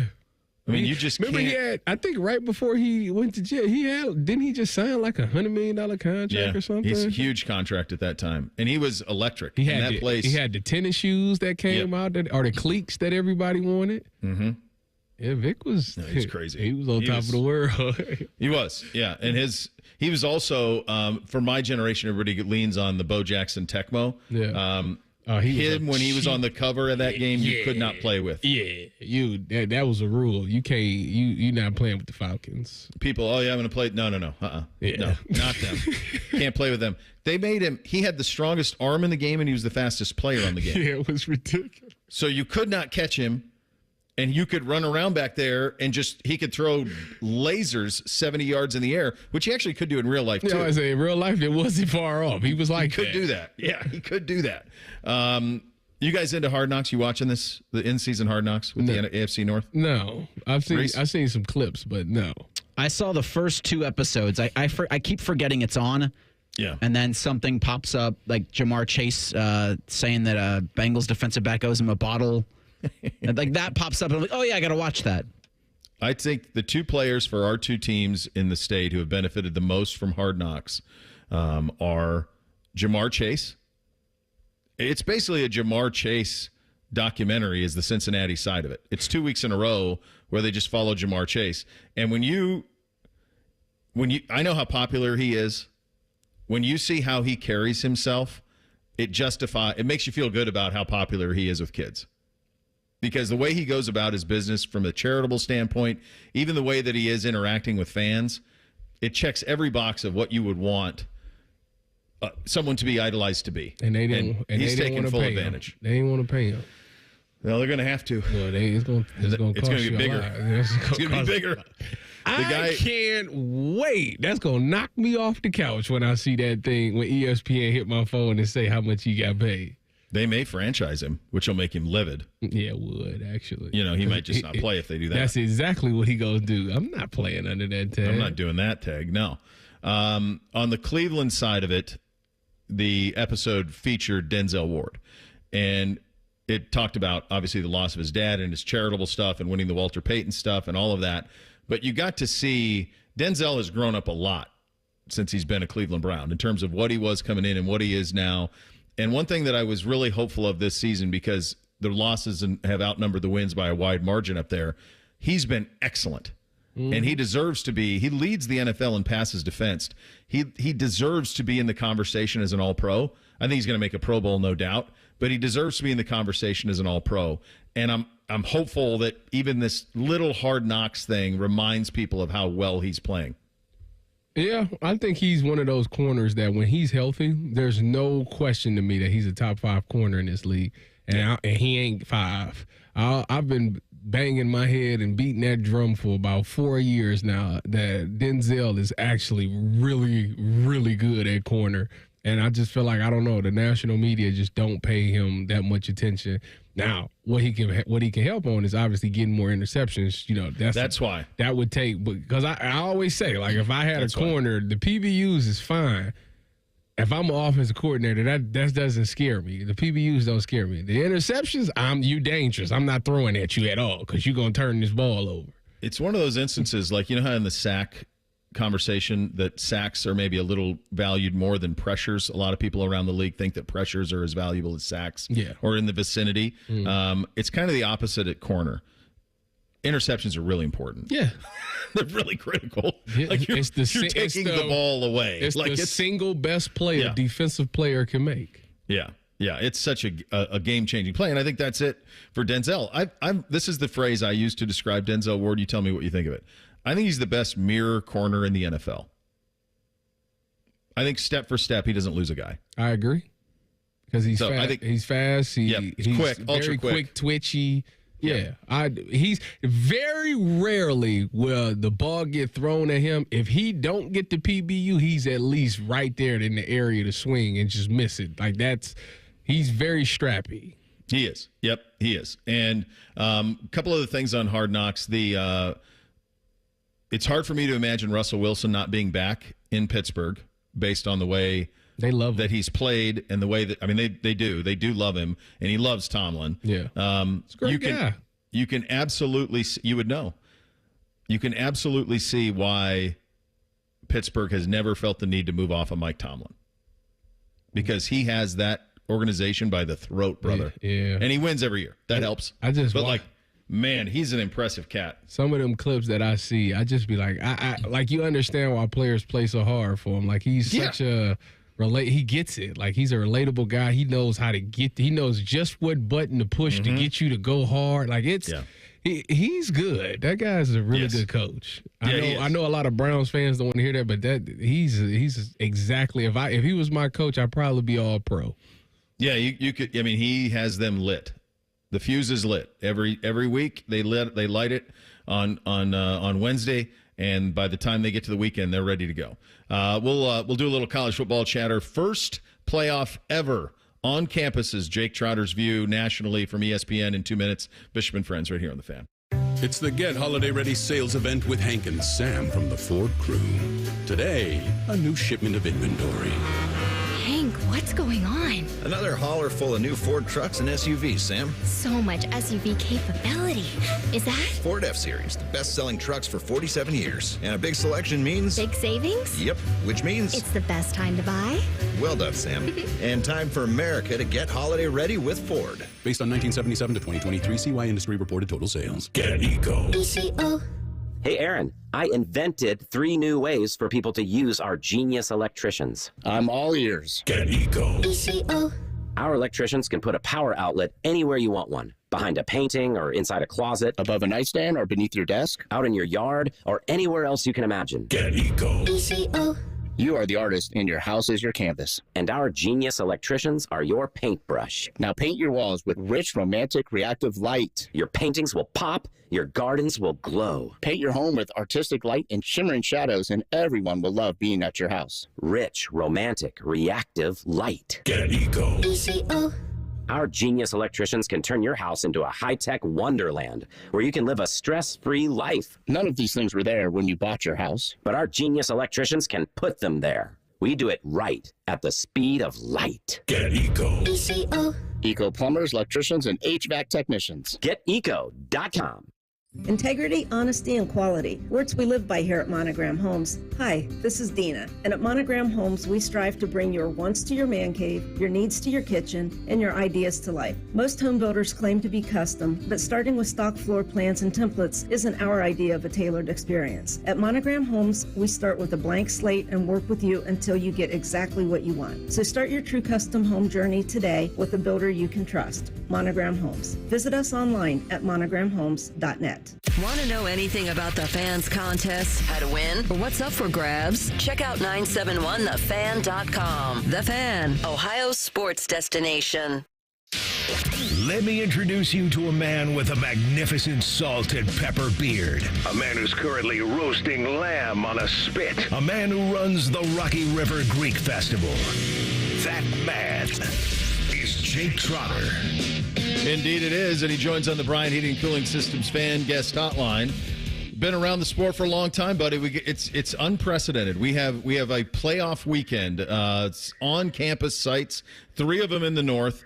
It's so strange for me this time of year to have games to prep. What do you make of this, and what do you think's going to happen this weekend?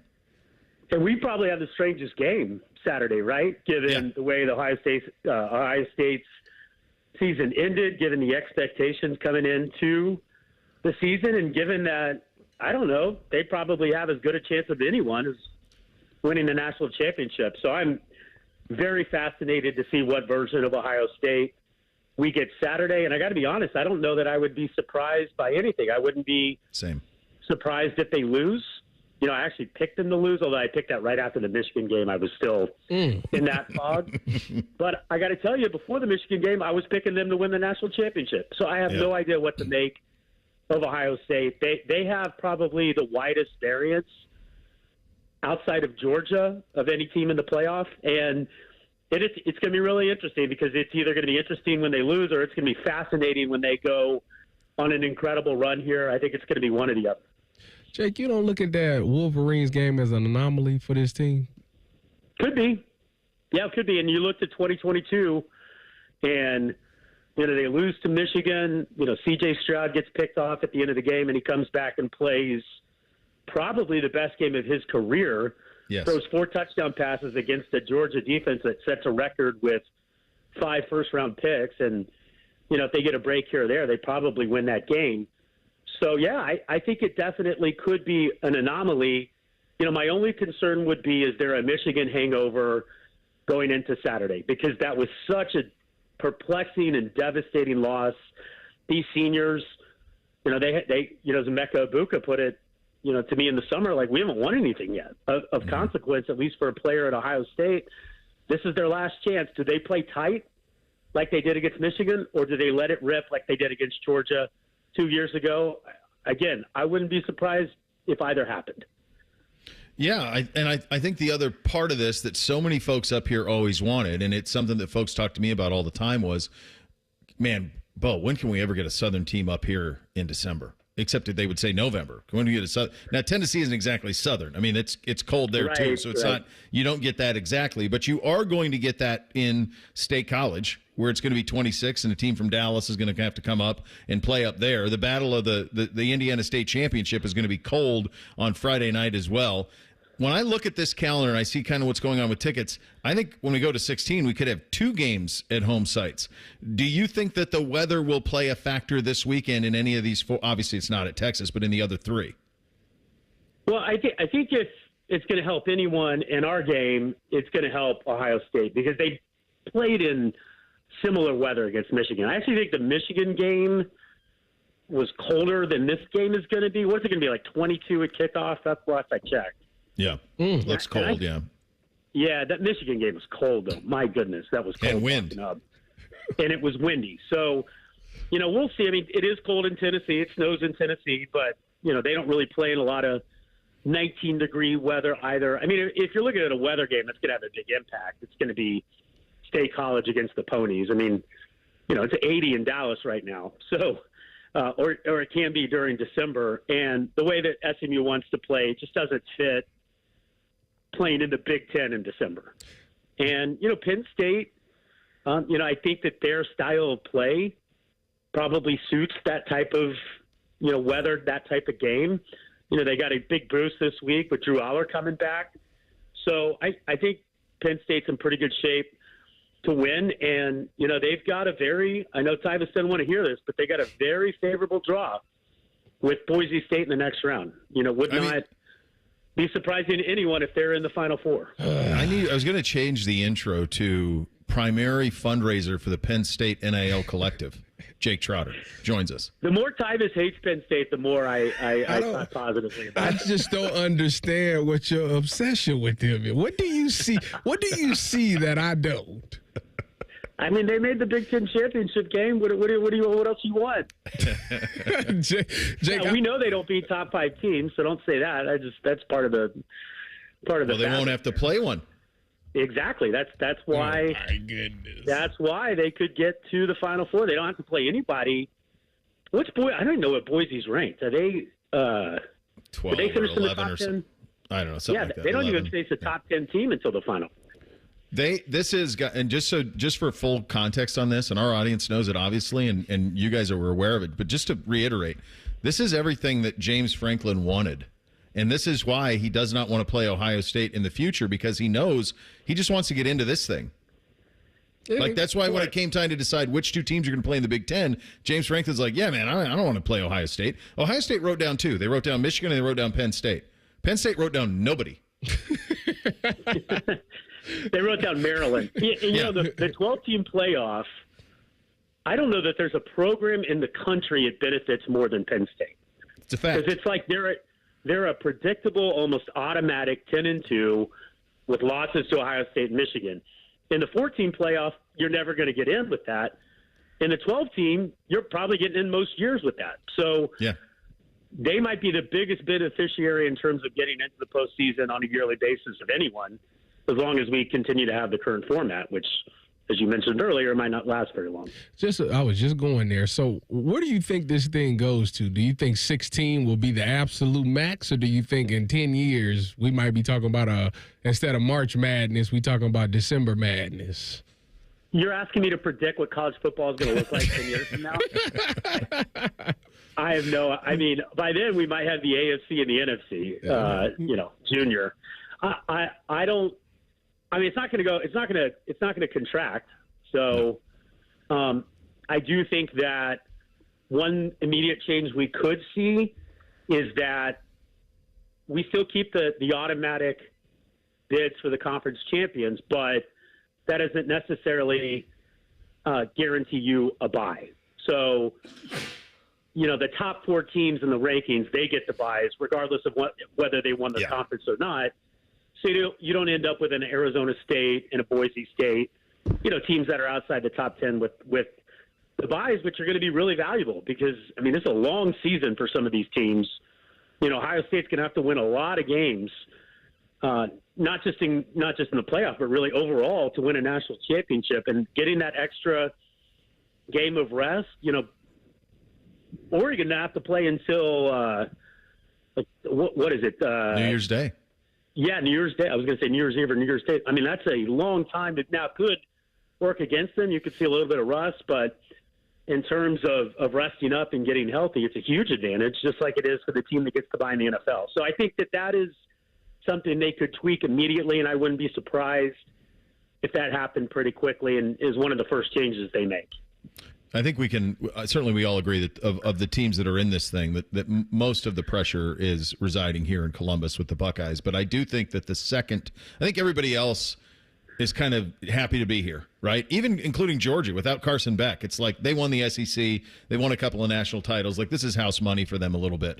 The only one I would say in the first round. To your point, Bo. Go ahead. Point, Bo. Ohio State is under the most pressure of anyone, and I don't even think it's close. No. But I do think second is Notre Dame this week at least. Interesting. I don't think Marcus can lose to Indiana at home. Yeah, you can't lose to Indiana. Why not? Him and Kirk both just signed extensions. They'll be fine. I know they'll be fine, but what you worry about with this time of year is narratives about your programs being set. And they've had a great year. They have the most stupefying loss at home to Northern Illinois after beating A&M in College Station. But to lose at home to Indiana, like he needs to shut Cignetti up.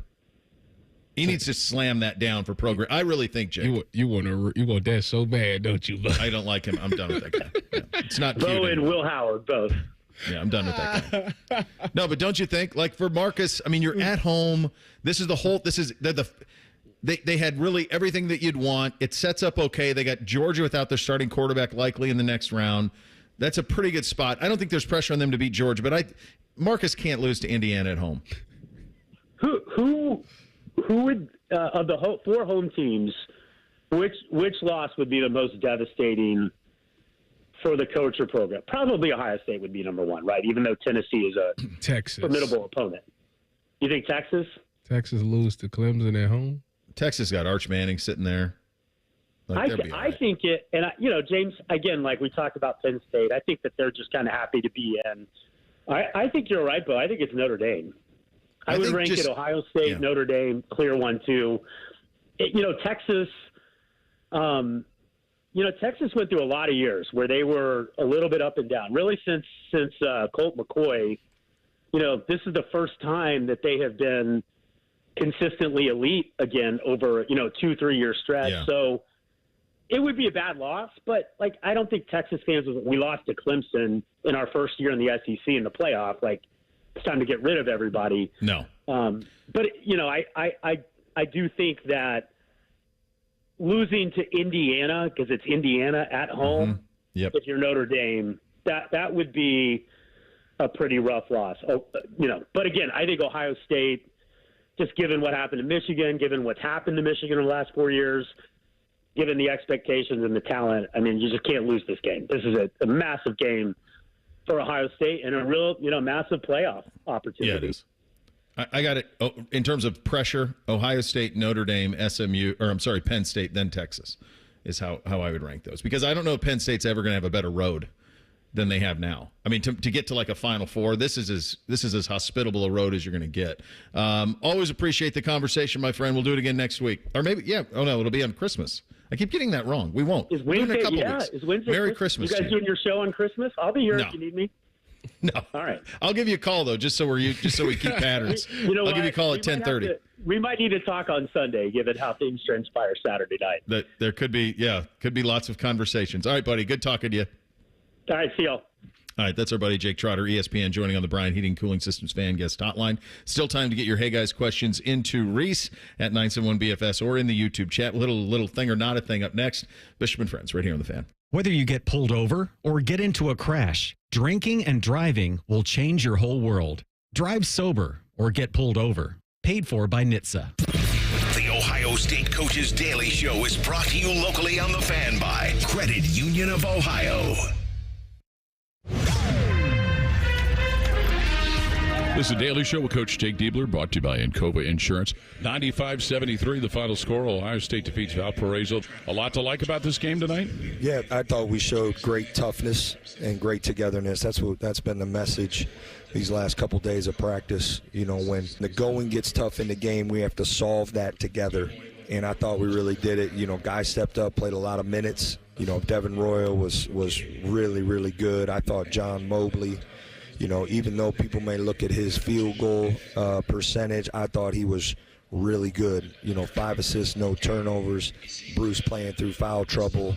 Austin Parks, much better second half. Had some really key moments for us to help us build that lead. And Evan Mahafy's aggressiveness, it's something he and I have talked about a lot. Was really, really good on the glass. Driving the ball. Micah Parrish, didn't let his three-point shooting bother him. He was aggressive to the paint. 7 rebounds. I mean, I could keep going if you need me to, but yeah, really impressed with our toughness and togetherness. All right, we'll have another comment in just a moment. Hi, I'm Archie Griffin, 2-time Heisman Trophy winner. The right coverage can be a game changer, both on and off the field. That's why Encova Insurance and their local independent agents are prepared for what's next and protect what matters most to you. Whether that's your home, car, business, or family, Encova's got your back with a policy that fits you perfectly. With local independent agents in your neighborhood and innovative insurance products that can be tailored to fit your unique needs, Encova's playbook is an easy win for your peace of mind. You can trust their team of agents to develop a strategy that's just right for you. And it's not just X's and O's. Your expert agent will guide you and provide insurance solutions so you can confidently manage your risk and count on a financially secure future. For auto, home, and business insurance, you want Encova on your team. Visit Encova.com today to find an agent near you. Encova is a proud sponsor of Ohio State Athletics. Go Bucks! This is the Ohio State Sports Network, presented by the Ohio State Wexner Medical Center, the team physicians for Ohio State Athletics. 95-73, the final score. Ohio State defeats Valparaiso. Is it an oversimplification to say that Devin Royal has a knack for rebounding? You know, we've talked about it, guys. I think he's consistently, from the time I started watching him when he was, summer before sophomore year of high school, he's consistently produced. He's got a knack for it, certainly, but he's got the effort to go with it. Great length and great, athleticism. All those things are a factor, certainly, but I think his intent is high level right now, and he's got to do that for us. He's got to be a really good rebound for us. Really impressive night by him. It's the Ohio State Sports Network from Learfield. Hey, basketball fans, Credit Union of Ohio wants to help you score more by making life more affordable. It's time to play with a team that helps you win every day. Credit Union of Ohio's loan rates have dropped to provide affordable financing for the things you want and need. It's time to reevaluate your current loans and consider refinancing with a team that cares about you. Check out current specials and get started scoring more money at cuofohio.org. That's cuofohio.org. NCUA insured, equal housing lender. Everybody knows that Roosters is a fun, casual joint. With their award-winning waitstaff, great food, fun, and laughter. It's a quick stop on the way home to sit back and unwind or grab a carryout. Roosters is where you, your family, and friends can order pizza, sandwiches, salads, and more. And the home of award-winning wings that are fresh, never frozen. It's your family's other dinner table. Roosters, a fun, casual joint. It's the Get Holiday Ready sales event with Hank and Sam from the Ford crew. Today, a new shipment of inventory. Hank, what's going on? Another hauler full of new Ford trucks and SUVs, Sam. So much SUV capability. Is that? Ford F-Series, the best-selling trucks for 47 years. And a big selection means... big savings? Yep, which means... it's the best time to buy? Well done, Sam. And time for America to get holiday ready with Ford. Based on 1977 to 2023 CY Industry reported total sales. This holiday season, give the gift of love with a ring from Diamond Seller. For over 75 years, our family has been a part of your love story. With an in-house design team available to help you create your dream ring, expert staff, and an unmatched selection, we're committed to bringing you the world's most beautiful diamonds. And here's the holiday magic. We guarantee the best price so you can make your moments memorable without a worry. For love and a ring that will last a lifetime, visit Diamond Seller on Sawmill Road or Easton Town Center or online at diamondseller.com. Bishop and Friends is sponsored by Awaken 180 Weight Loss. Fast, sustainable weight loss without medications. The solution for weight loss. Awaken 180 Weight Loss. The final season of Yellowstone might just be Bo's dad live on YouTube. What's the difference anyway? This is Bishop and Friends. All right, time for a little thing or not a thing on a first Friday. Hit it, Reese. Thing or not a thing. Sponsored by Apex Plumbing Pros. So we know Jerry Jones does a weekly radio hit on 105.3 The Fan in Dallas. Boy, he had one yesterday. I want to finish up with a final taste of that Carolina victory. Xavier Legette, their receiver, says that he eats raccoon, and that set the food world ablaze. We talk about hunting and game with you. Have you ever had raccoon or anything similar, which would shock a lot of other non-hunters or game eaters? I've eaten a lot of raccoon. Yes. The answer is yes. And I've eaten it hunting. I've actually had it served by my mom at the table away from hunting.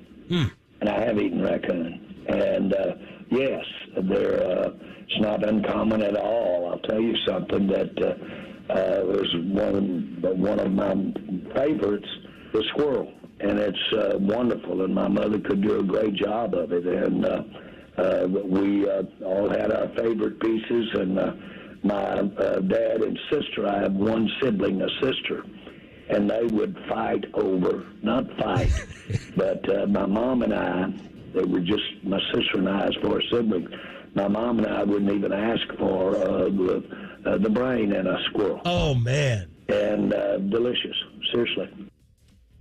Thing or not a thing? That's a sick thing. That's beautiful.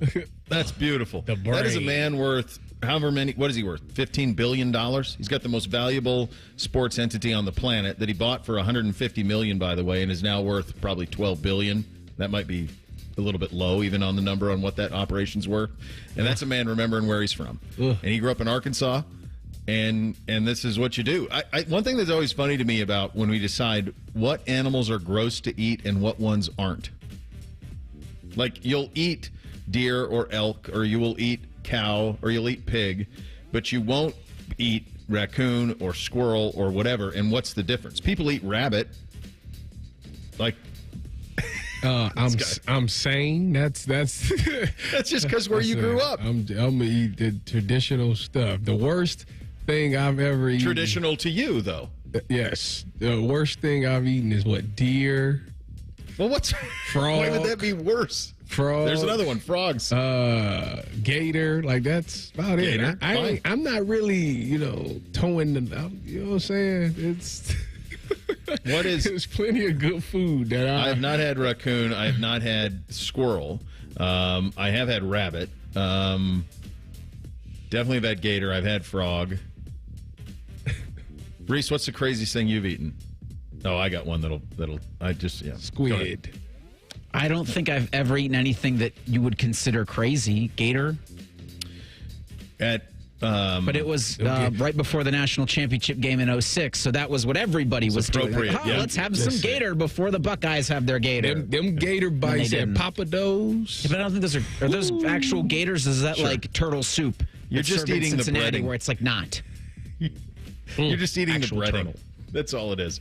We when we brand cows, okay? So you also have to castrate the male calves so that they can become steers, because you can't have a bunch of bulls running around.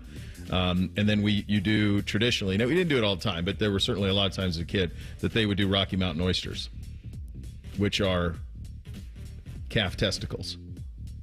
So you can either do them grilled with like a butter and olive oil. What are you talking about right now, bro? No, that's fact. Or Rocky Mountain oysters. A lot of people deep fry them, so they bread them and then deep fry them. Are you insinuating that that's good? I'd say it's good. I'm just saying you do it. Yeah, no. I've eaten cow tongue. Cow tongue. I've definitely eaten cow heart. I've eaten. Yeah. Oh yeah. Yeah.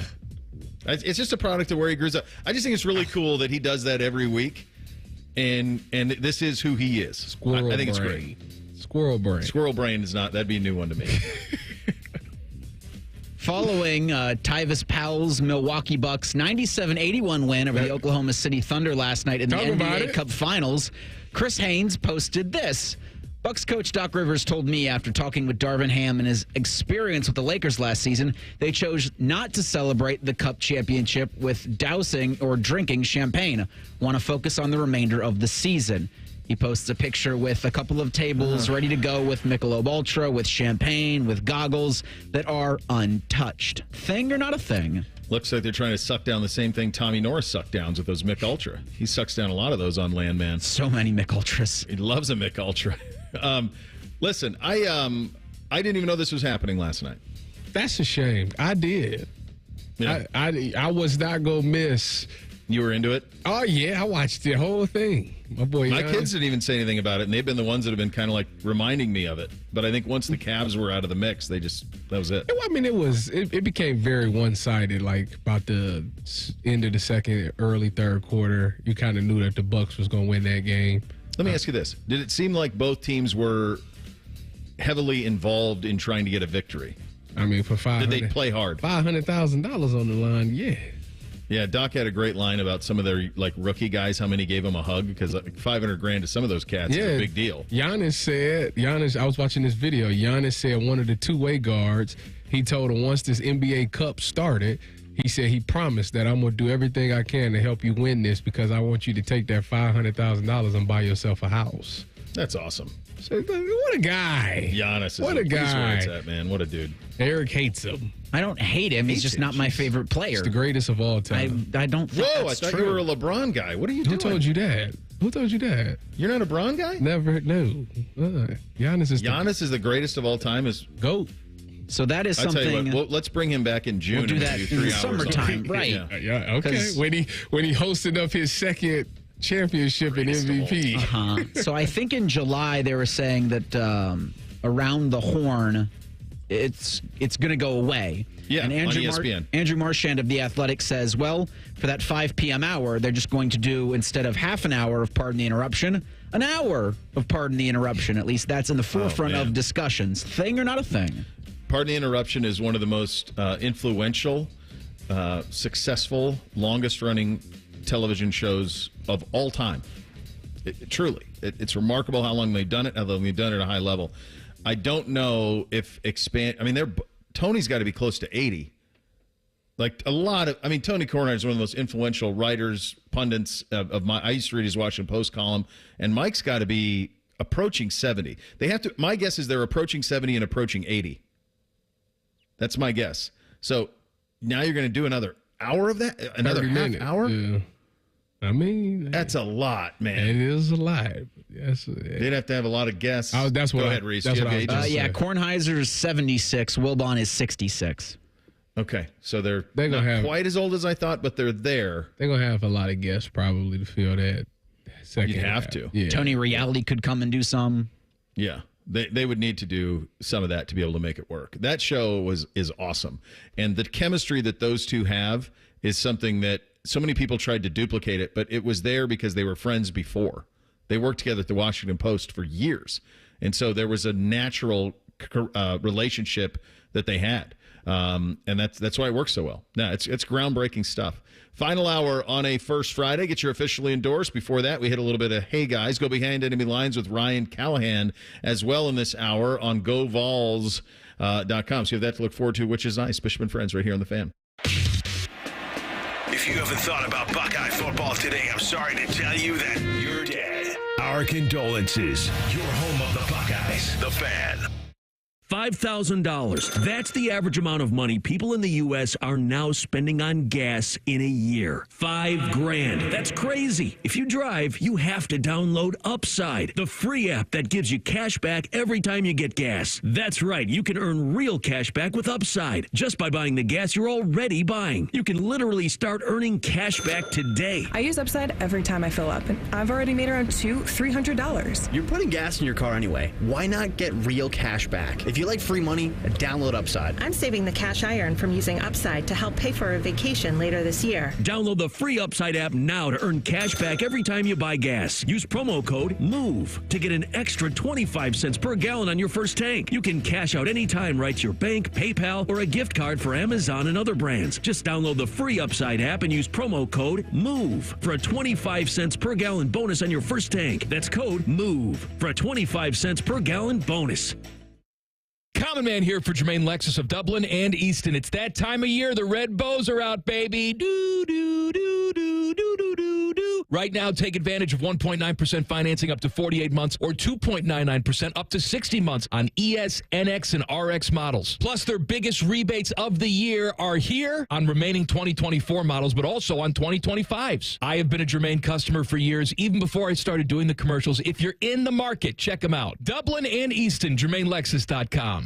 Shop Meijer for thousands of last-minute gifts without any shipping. All ready for pickup in-store today. Choose from select board and card games like Jenga and Guess Who, now just $10 or less. Save on select Lego playsets, now 30% off. And Melissa and Doug toys are 25% off. Get everything you need for the holidays in one stop at Meijer. And make your festive season a good deal better. Exclusions apply. See all deals in the Meijer app.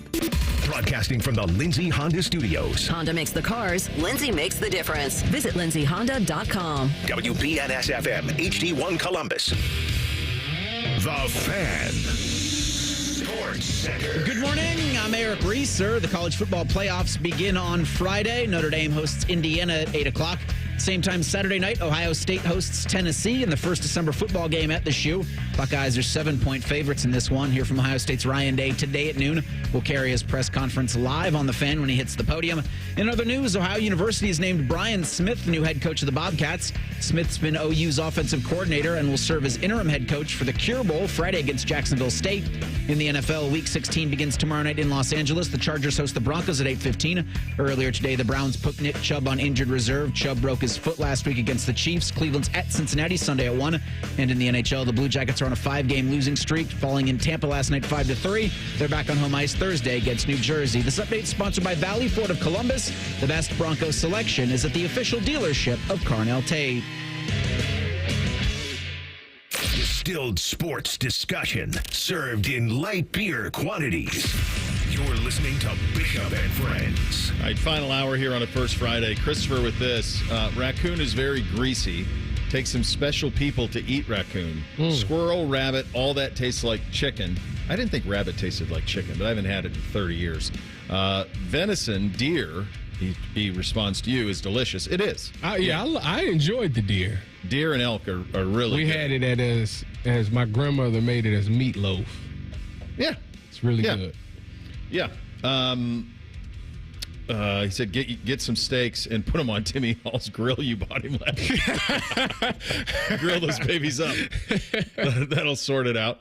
All right, time for a little hey, guys. Hit it, Reese.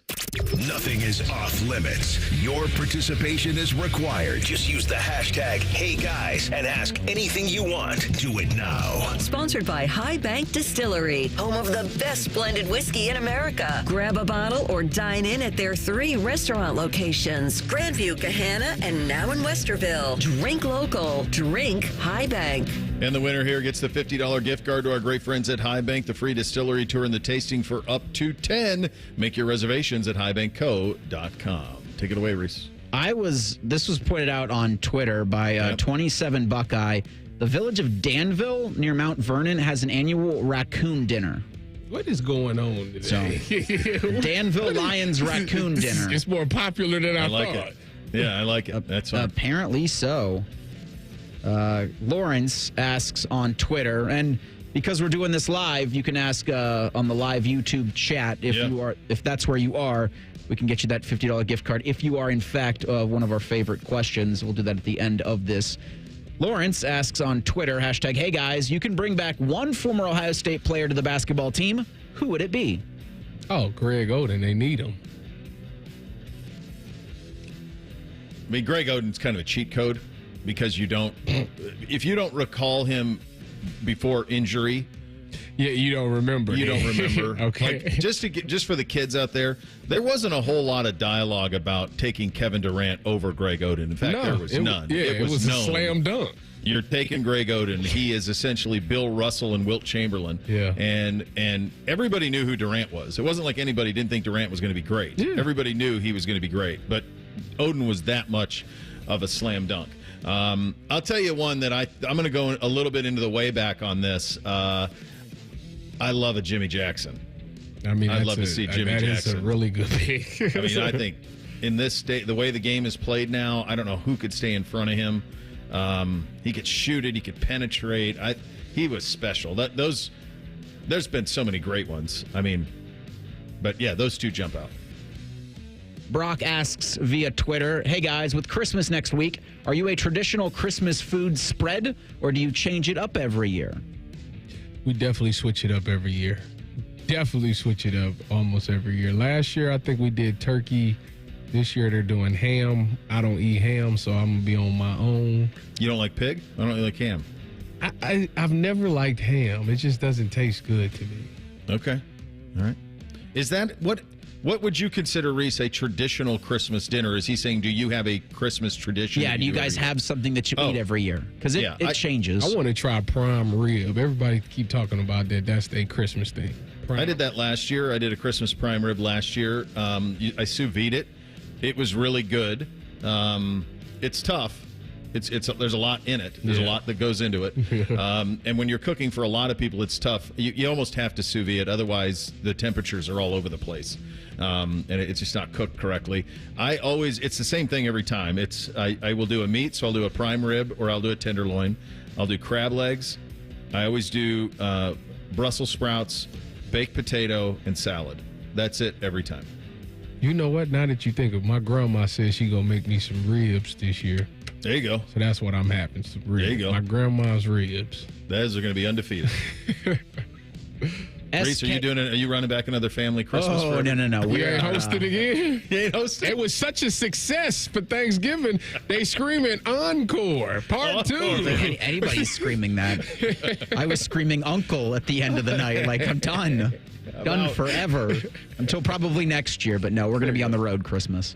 There you go. SK asks via the YouTube chat, Bo, would you prefer to move out of the city and raise your boys on a farm like your childhood? And then she asks Tyvis and I, what would you prefer, city life or rural small town life? So it's fun.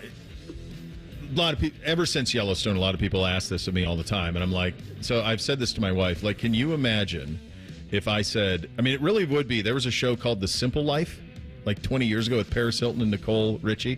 And it's not that, but it would be in the vicinity of like me waking NBC up at 5:30 in the morning in February and saying, go get on the four-wheeler at 27 below zero and make sure that no calves who were born, make sure that they're all upright. Like, that's the job. Like, telling them that would be a remarkable thing to me to do. There's a lot of glamorizing that happens with that Western life, but one thing that I'm very appreciative of living here is the amount of opportunity that my kids are made aware of.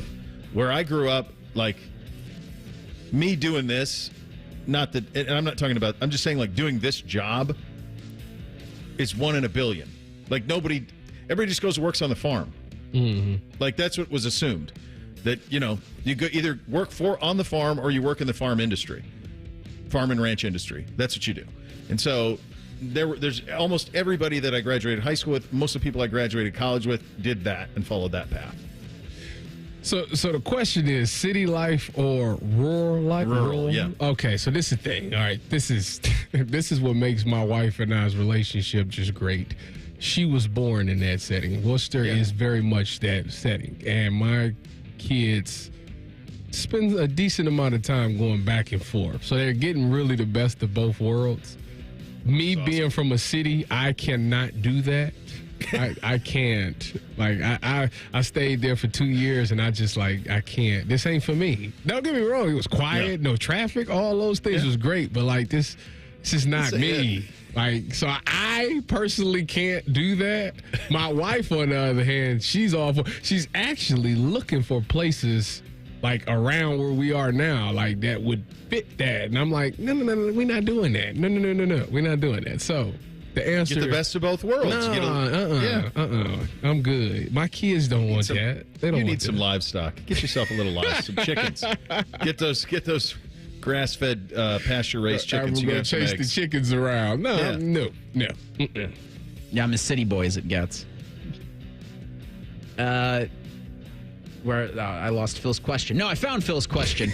Hey, guys, what did snow days look like for you as a kid? Mine were filled with video games and junk food. Woo, man. Listen. I was thinking about this the other day because I had seen it was a big bad snowstorm in Cleveland like a week or two ago.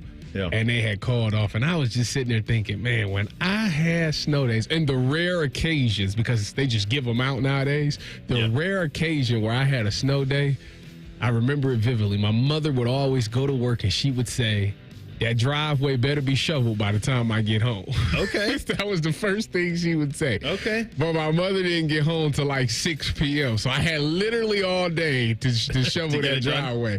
And I would sit there and play Call of Duty all day long. Call of Duty and Madden all day long. That's all I did. And then start a season. Franchise. I would wait for one of them plows to come down the street. I'd give them $20 to plow the driveway, and there it is. But my mother never knew that part. She never knew that part. I mean, we didn't have them much. You didn't have snow days in Montana so much as you had ultra freezing cold. So, like, if there were times when it was 30 below zero air temp, then that's when they would call school off. The problem is I had 2 younger brothers, and we only had two TVs in the house. So the situation was kind of a rotational fight between, all right, I'm on the system now, you're watching a movie, and then one is just kind of the 2 are watching the movie, one of us on a video game, and then we just would rotate. Is kind of the way that it did. Mm-hmm. And that's kind of the way you got through it. I remember thinking when I was really little, I loved them, but as I got older, I hated them because either you had one and you missed practice. If there was a snow day on a game, then you couldn't play the game. Yep. That sucked. Yeah, it did. And then you'd have to make up a bunch of work that was otherwise going to be done. So, like, I'd rather just done the normal day. Now, when I was little, it was heaven. Heaven. Nah, I never. Well, I never really. Did you ever miss a game for it, though? No, I never missed a game. I mean, that would be. That would you hurt. only have so many games. That's basketball game. That would hurt. Yeah. There's a lot of video games. We got to pick a winner. What did you think of SK's question? What was his? Let me remember. What was his? So that was, would you ever take your family and live on a farm and have them grow up like you did? I would love to see it. I'd love to see it. No, you would. Yeah, that can win. That can definitely win. Chris with this one. Hey, guys, what is the best thing to do when you're burning PTO at the end of the year? I can't do that anymore because of the kids. But one thing that we always tried to do, even when we were little, we would do this. Like, we would go to, like, Nemacolin or go to some place like that to just get away. Because I got NBC turns 13 tomorrow. Bootsy turns 9 on Christmas or on New Year's Eve. I've got 3 more family Christmases in that same time period. So, like, it's nice to just go get a fresh air. That's a winner. Go get yourself a little fresh air. What is this PTO that you speak of? Reese knows. Who does that? No, well, nobody on this show. Who does that? Okay, listen. I'm here every day, all day. Right. I don't know what. Right. I ain't never taken that day. I don't either. I'm the same with you, buddy. I burned my PTO by coming in and doing other work. Because you have to burn it. It's either you burn it, use it, or lose it. Lose it. No, that's money. You're just giving away. I just lose it. You're psychotic. The people want to hear from Tyvis. I owe it to the fans. There's no question. All right. Do we go SK on that? He gets the $50 High Bank gift card, the free distillery and tasting for up to 10. Of course, when we're talking about this, we're talking about High Bank, best blended whiskey in America, 3 years running right here in town. Make your reservation at highbankco.com. Drink local, drink High Bank. NFL playoff picture coming into focus and a quarterback change in the National Football League. We'll get into that coming up next. Bishop and Friends right here on The Fan. Tweet from a listener. Are you carrying the Buckeye game today? Considering we've never not carried one, yes. The answer is yes. The Fan. During the Ram Wrap Up the Year sales event, take advantage of huge deals on a wide selection of Ram trucks. Right now, well-qualified lessees get a low-mileage lease on the 2025 Ram 1500 Bighorn Crew Cab 4x4 for $469 a month for 42 months with $3,652 due at signing. Tax, title, license extra. No security deposit required. Call 1-877-RAM-5722 for details. Requires dealer contribution and lease through Stellantis Financial. Extra charge for miles over 35,000. Not all customers will qualify. Residency restrictions apply. Take delivery by 1-2. Treat your family to savory Meyer ham and make any meal a holiday feast. Now through December 24th, a delicious Meyer spiral sliced half ham is just 79 cents per pound with M-Perks. Limit 1, no clipping necessary. Discount automatically applied when your M-Perks ID is entered to checkout. Get a 12-pack of King's Hawaiian rolls for just $3.99. Meyer brand canned vegetables are 39 cents each, and 16-ounce Meyer butter quarters are only $2.99. Incredible taste and low prices make the holidays a good deal better. Exclusions apply. Go to the Meyer app for details. Hey, Bobby Carpenter here from Carpenter Heating, Cooling, Plumbing, and Electric. Announcing our $99 home preventive maintenance checkup. It's getting cold out there. Carpenter and Bryant will do whatever it takes to get you ready for the winter months. Check out Carpenter Heating, Cooling, Plumbing, and Electric at carpentercolumbus.com. Come try Skyline Chili's new mac and cheese 3-way. Made with creamy cavatappi pasta in a 3-cheese blend. Topped with Skyline chili and their shredded Wisconsin cheddar. The new mac and cheese 3-way. At participating Skyline locations for a limited time. Did you know a dog license is one of the best ways to protect your pup if you should get separated? Ohio law requires all dogs to have a current license. Protect your pal by registering for your 2025 dog license today. Visit doglicense.franklincountyohio.gov for more details. Brought to you by Franklin County Auditor Michael Stinziano. It's bonus card season at Twin Peaks. Stuff your friends and family stockings with the ultimate gift card and get a little something in return for yourself. For every $25 you purchase, you'll receive a $5 bonus card. Twin Peaks, eats, drinks, scenic views. Hey friends, Beamer here. All right, let's talk about it. 12 and a half pounds gone. Poof, just in 1 week, all thanks to Awaken 180. That's like ditching a bowling ball. Like the heavy one of the ones I can't pick up at the bowling alley in just 1 week. Now, no shocker, I've got some weight to lose. The fact that I decided to finally do it, that's where the shock lies. And I'm not talking about your opinion. I'm shocked there would actually be a program I'd want to do. I wasn't about to give up the flavor, live at the gym, inject myself with something for the rest of my life. No thanks, hard pass. But Awaken 180, this is different. I'm eating to lose weight. And you know what? No cravings, no temptations, nothing. The other guys kept saying, Beamer, it's so easy. And now I'm seeing it and I'm experiencing it for myself. 12 and a half pounds down again in just 1 week. And here's the wild part. Got pretty much more energy than I know what to do with. I'm waking up in the morning like it's Christmas Day. Maybe not that enthusiastic, but I'm ready to go. If I can do this, trust me, you can too. You can visit them online at awaken180weightloss.com or call 844-346-1800. That's 844-346-1800. If you miss a little, you'll miss a lot. Search for your favorite fan shows wherever you get your podcasts and subscribe. Every episode comes right to your phone absolutely free. Modern technology, it's a hell of a thing. Do it now. The Fan. Getting a live Christmas tree to plant after the holidays? Well, here are some tips. In the house, keep it away from heat sources that could wake it up out of dormancy. You don't want that. Dig your hole now before the ground freezes. Or if you plan to wait till spring, you need to protect roots from extreme cold with mulch or straw.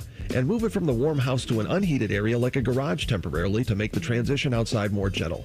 Merry Christmas and Happy New Year from the Ohio chapter of the International Society of Arboriculture at treesforohio.org. That's trees, the number 4, ohio.org. Steel holiday savings are here. Make room under the tree for gifts at the top of their wish list. Right now, power up the holidays with great deals on long-lasting tools. Find the perfect gift at your local Steel dealer or shop the Steel Holiday Gift Guide at steelusa.com.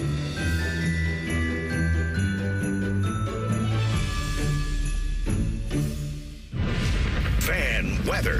From the Logan AC and Heat Services Weather Center. After a wet start to your morning, the rain is exiting the area. It'll be cloudy and cold tonight with a low of 30. Cloudy and dreary tomorrow with a high of 38. A clipper system is going to bring in some snow on Friday. We could see a dusting of snow. I'm meteorologist Dylan Robichaud with your 10 TV weather impact forecast on 97.1 The Fan.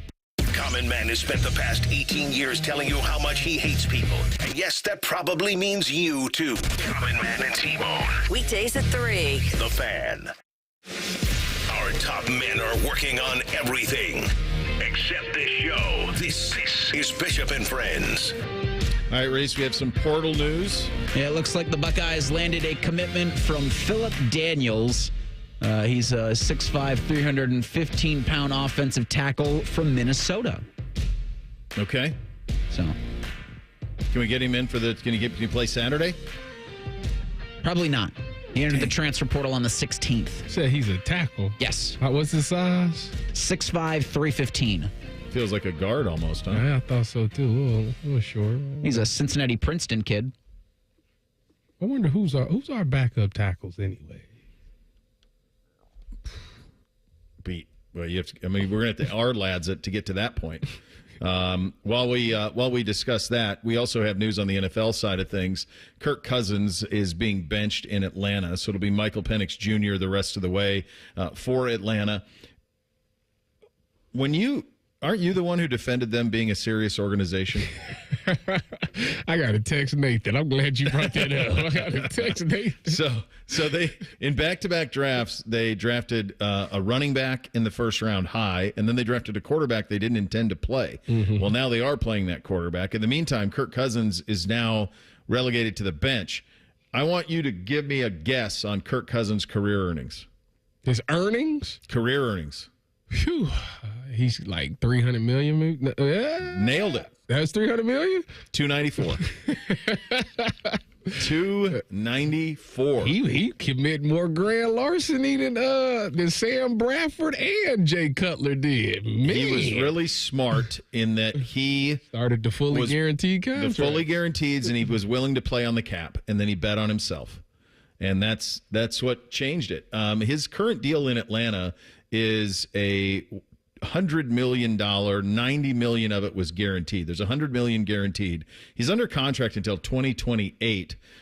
He was guaranteed 90 at signing. So if you're curious, like, well, what happens to him if if they decide, obviously they're going to part ways. You don't draft Penix that high to not play him. And so now they're just playing a little faster than they thought. So they'll part ways with Cousins. He's 36 years old. The cap hit this year was 25. It goes to 40 next year and then beyond. The potential out is in 26 for 2 years, $100 million and a $35 million in dead cap, and that is going into the 26th season. So after 2025, that's when that dead cap happens. In short, moving him is going to take a $40 million cap hit for Atlanta next year, if I'm to read this correctly. Well, he's going to be there, dude. Well, Russell Wilson wasn't. Denver took it on the chin. Yeah, well, they did. They ate it. Yeah, they did. They ate it and said we got to move on.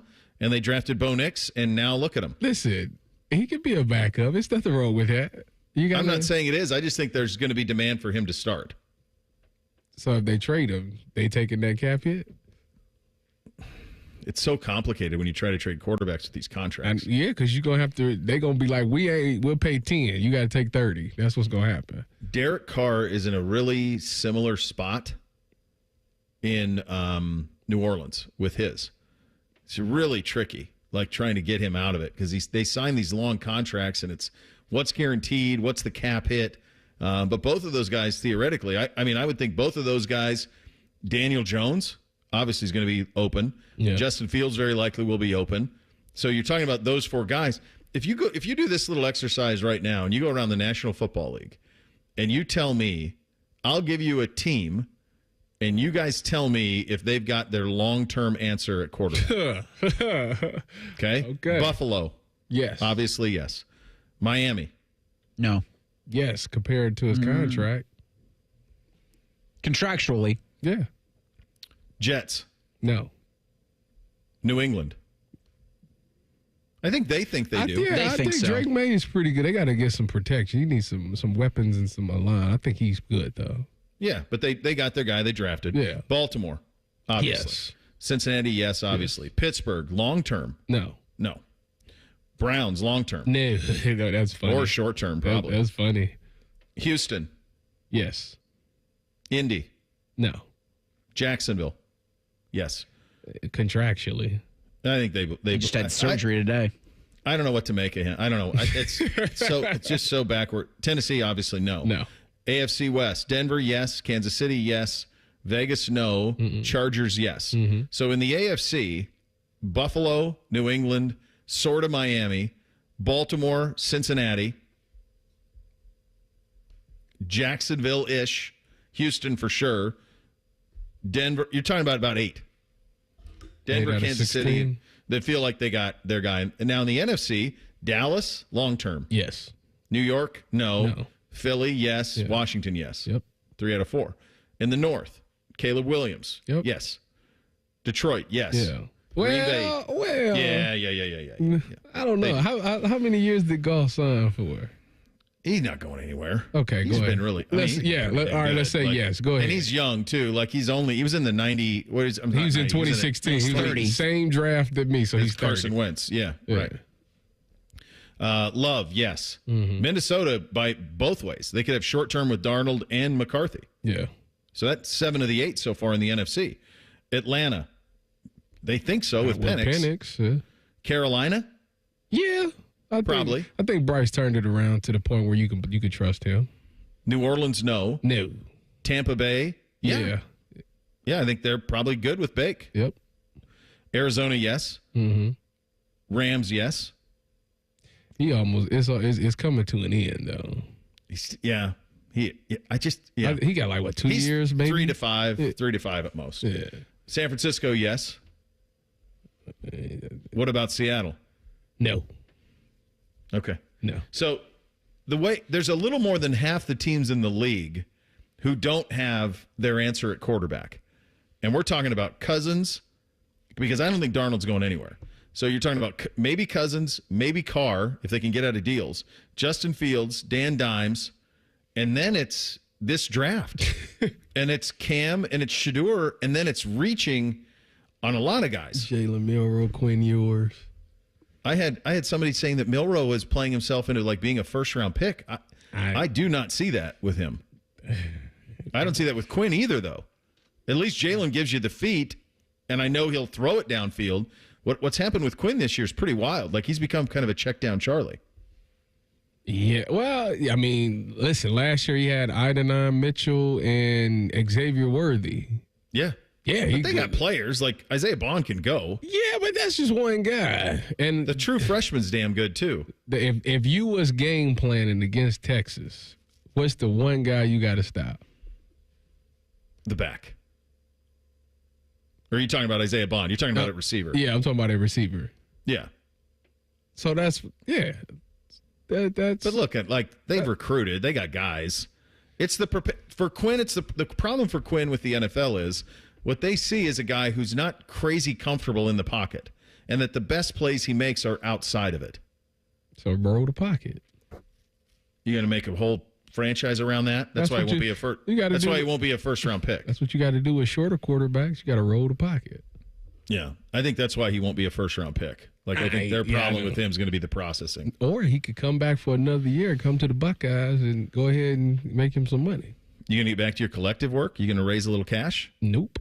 What would it? No way. What would it take him? What would it take to get Quinn Ewers to sign here? Like $4.5 million? No. I think someone said last week that Notre Dame was ready with $7 million for him. He better go take that $7 million. If somebody offer him $7 million, I go. Yeah. Where do I sign that before they change their mind? Right, because the thing with these portal backs is as more keep transferring. Yeah. That's your window becomes shorter, and so the offers they probably start to dry up after the playoff. Well, just think of how many teams in college football. I mean, like Notre Dame's done this this will be three straight years they've done this. Sam Hartman, Riley Leonard. Is this only Riley Leonard's last year? Yeah, just a 1 year. So and they got nobody in the works. Well, they got Lloyd Carr's grandson, who they recruited. But he's not there. He's not there yet. He's there, but he's a true freshman, and I don't know that they want to hand over the keys because they think they got a pretty damn good team next year. So they'll probably be in the mix. Got to play. Listen, it's expensive to keep going that route. It is. You get it's other ways. You can go get you a wide receiver or something. So they got that show on Peacock. That's right. Let me ask you this: it was a pretty big deal when he committed here. We got a little bit more in a minute. Pretty big deal when he committed here. Aaron Neyland hopped in the portal, going to transfer out. It's like a footnote. This is the world we're in now. Like it was a big deal when he committed. Yeah. And now, because Nick Saban left and Julian Sain becomes available, you take him. But now Aaron Neyland, who this relationship was with through all this time, he sees the writing on the wall. He's like, I got to get out of here. And this is where college football is now. It just struck me because I remember when he committed, it was like 5-star Aaron Neyland. Yeah, he really took off. Then he got so much better after he committed, and everybody started to follow him. I remember watching him in a game, high school game, and I was like, oh yeah, this kid's pretty good. And yeah, it's like the wide receiver position here. You get overstacked in that room, and it's only one quarterback, so you got to play at some point. Mm-hmm. So he figured, well, I got 4 years of eligibility. I can go somewhere and probably be the starter for 4 years with the ability that I have if you get to the right coaching. So I'm actually interested to see where he decides to go. I don't know where where the recruiting was for him. I know he picked us, but I wonder who he was deciding between. I don't know if they're in the market for a several-year starter, but if you're him, wouldn't Ole Miss check the box? Yeah, Lane's going to spin it. You definitely going to go to. I tell you what. I bet you USC would take him. Florida State's going to call him. Florida State would probably take. Where is he from? Georgia. Georgia kid. Yeah. Yeah. Florida. One of those teams are going to be for sure. Will be all over it. But he's got to find a place that'll do what this place does, which is prepare him for the pros. That'll be the job for him and what he's got to look for. The opponent this week is a formidable one. It is the Tennessee Volunteers. We'll go behind enemy lines with Ryan Callahan of Go Vols on the 24/7 network in 2 minutes. Bishop and Friends right here on The Fan. Good morning, beat freaks. Who's ready to move?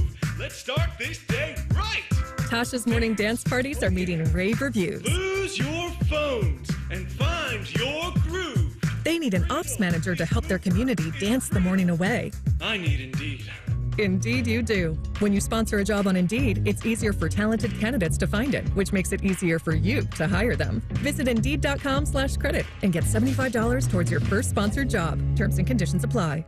Adam Schefter here with Vivid Seats. We've got some late-breaking news coming out of the stands. According to multiple sources, Vivid Seats fans are scoring rewards on every purchase and at a rapid pace. Obviously, these rewards are a game changer, and coupled with their MVP-worthy ticket selection, why get tickets anywhere else? Don't drop the ball this season. Shop with Vivid Seats and earn rewards on every ticket. And as the official ticketing partner of ESPN, Vivid Seats is offering you $20 off your first $200 ticket purchase with code Schefter. That's code Schefter. If you're struggling with ED or your performance is down and your belly fat is growing, listen up. You've got one life. Now is the time to act. At the Columbus Men's Clinic, we're not just healthcare, we're your secret weapon. Don't wait another day. Here's why you need to act right now. Every moment you delay, your condition could worsen. It's not just about sex, it's about your heart, your relationship, your life. The Columbus Men's Clinic has over 10 years of proven results for low testosterone and increasing drive, energy level, and performance. We've introduced ED and enhancement treatments so exclusive, you'll wonder why you waited. Procrastination is the thief of time. When it comes to your sexual health, you can't afford to wait. Join the League of Gentlemen who've walked out of our doors with a swagger. Call the Columbus Men's Clinic at 614-300-7400 or visit columbusmensclinic.com. Book your $99 male performance consultation now, including blood work. Call 614-300-7400 or visit columbusmensclinic.com. The Columbus Men's Clinic, making it happen. All your favorite fan shows are available when you want them. Head to 971thefan.com and hit that subscribe button. The Fan, Ohio sports destination. We'll read your emails on the air, but we won't tell you where to send them. Hey, we're not doing all the work for you. This is Bishop and Friends. Indeed it is. Saturday, Buckeyes and Volunteers, 8 o'clock at the Shoe. Time to go behind enemy lines. Ryan Callahan from Go Vols on the 24/7 site joining us now, the recruiting editor and covering the Vols there. Ryan, thank you so much for the time. Let's just start with, now that you've gotten your sense that we've obviously known that this is the matchup. We're inching closer to the game on Saturday. Where are you with this matchup and how it stacks with the other opponents Tennessee has played this season? Obviously, Georgia and Alabama from a talent standpoint come to mind. Yeah, that's the interesting thing about Tennessee. They've sort of had an odd schedule by their standards because they haven't had quite as many of those games against top-tier competition in the SEC. Alabama and Georgia kind of stand out as the big tests they have. And they split those games, won the Alabama game at home, lost at Georgia later in the season, played pretty well at Georgia for a while. And yeah, you would think that that's going to be at least comparable to the talent level that Tennessee sees Saturday night in Columbus. That Ohio State team's, obviously pretty stacked and loaded with guys from the transfer portal, kind of primed for a championship run. So I think they know that's sort of the type of challenge they're up against. And based on the two games that we mentioned, those are, I think Tennessee's shown it can hang with a team like Ohio State. The question is, can they win a game like that on the road? That's sort of the next step for this program. They've not really done that against a top-level opponent to this point under Josh Heupel, and some of their worst moments have come on the road, including their loss at Arkansas earlier this season. So to go into an environment like that, especially in cold weather, that doesn't make it any easier probably. Can they do that against a team of Ohio State's caliber? I think it's possible, but that's still the next step they've got to prove they can make. Ryan, when you look at this Tennessee team as they go against these Buckeyes, give me one player on the offensive side that you think needs to have a really big game that maybe can serve as an X factor to help win. Yeah, this will probably be the low-hanging fruit to a lot of people, but I think it's Dylan Sampson, the junior running back, the SEC Offensive Player of the Year. I just think he's such an X factor for this team in most games because that he's been the centerpiece of their offense, and this has not been quite the explosive passing game that we're accustomed to seeing under Josh Heupel. The last 2 years, that's kind of been the case. Last year, Joe Milton, the former quarterback, kind of got the blame for that a little bit, being inconsistent, overthrowing a lot of downfield passes, things like that. Well, this year you've got a young quarterback in Nico Iamaleava. He's talented, but the results have been inconsistent. He's improved, I think, throughout the year, shown some real progress the second half of the season in particular. But that passing game, the receivers, the pass protection, just kind of all of it, not as reliable and not as explosive as what we've seen in the past. So I think that makes it that much more important that Tennessee's able to run the ball well. And Dylan Sampson's been pretty consistent. There's not been really many teams that have had any luck shutting him down. It's just sort of, can you limit him to 75 yards, that kind of thing. And Ohio State's obviously got a top 10 run defense. So I think that's the matchup that's probably going to tell the tale for Tennessee. If they can run the ball pretty consistently, they've got a chance to hang around in this game. If they struggle there, to me, it's going to be hard for them to keep up points-wise, just based on what we've seen from that passing game so far. Talking to Ryan Callahan, recruiting editor, football writer at Go Vols 247. Ryan, on the other side of it, the one thing that I looked at in looking at the Alabama game and the Georgia game is the two offensive coordinators for those two teams said, and it worked against for Georgia, it worked. For Alabama, to a lesser extent, because Milroe threw the picks, but Milroe threw it upwards of 40 times. Beck was over 40. So they're obviously looking at what Tennessee is defensively and saying, hey, and by the way, they were both held on the ground. I mean, the Vols really kept them in check on the ground. Both of those teams saw advantages in the air attack and tried to exploit them. Is that something that you think will come home to roost on Saturday night? Where are the concerns in the pass defense for the Vols versus these Buckeye receivers?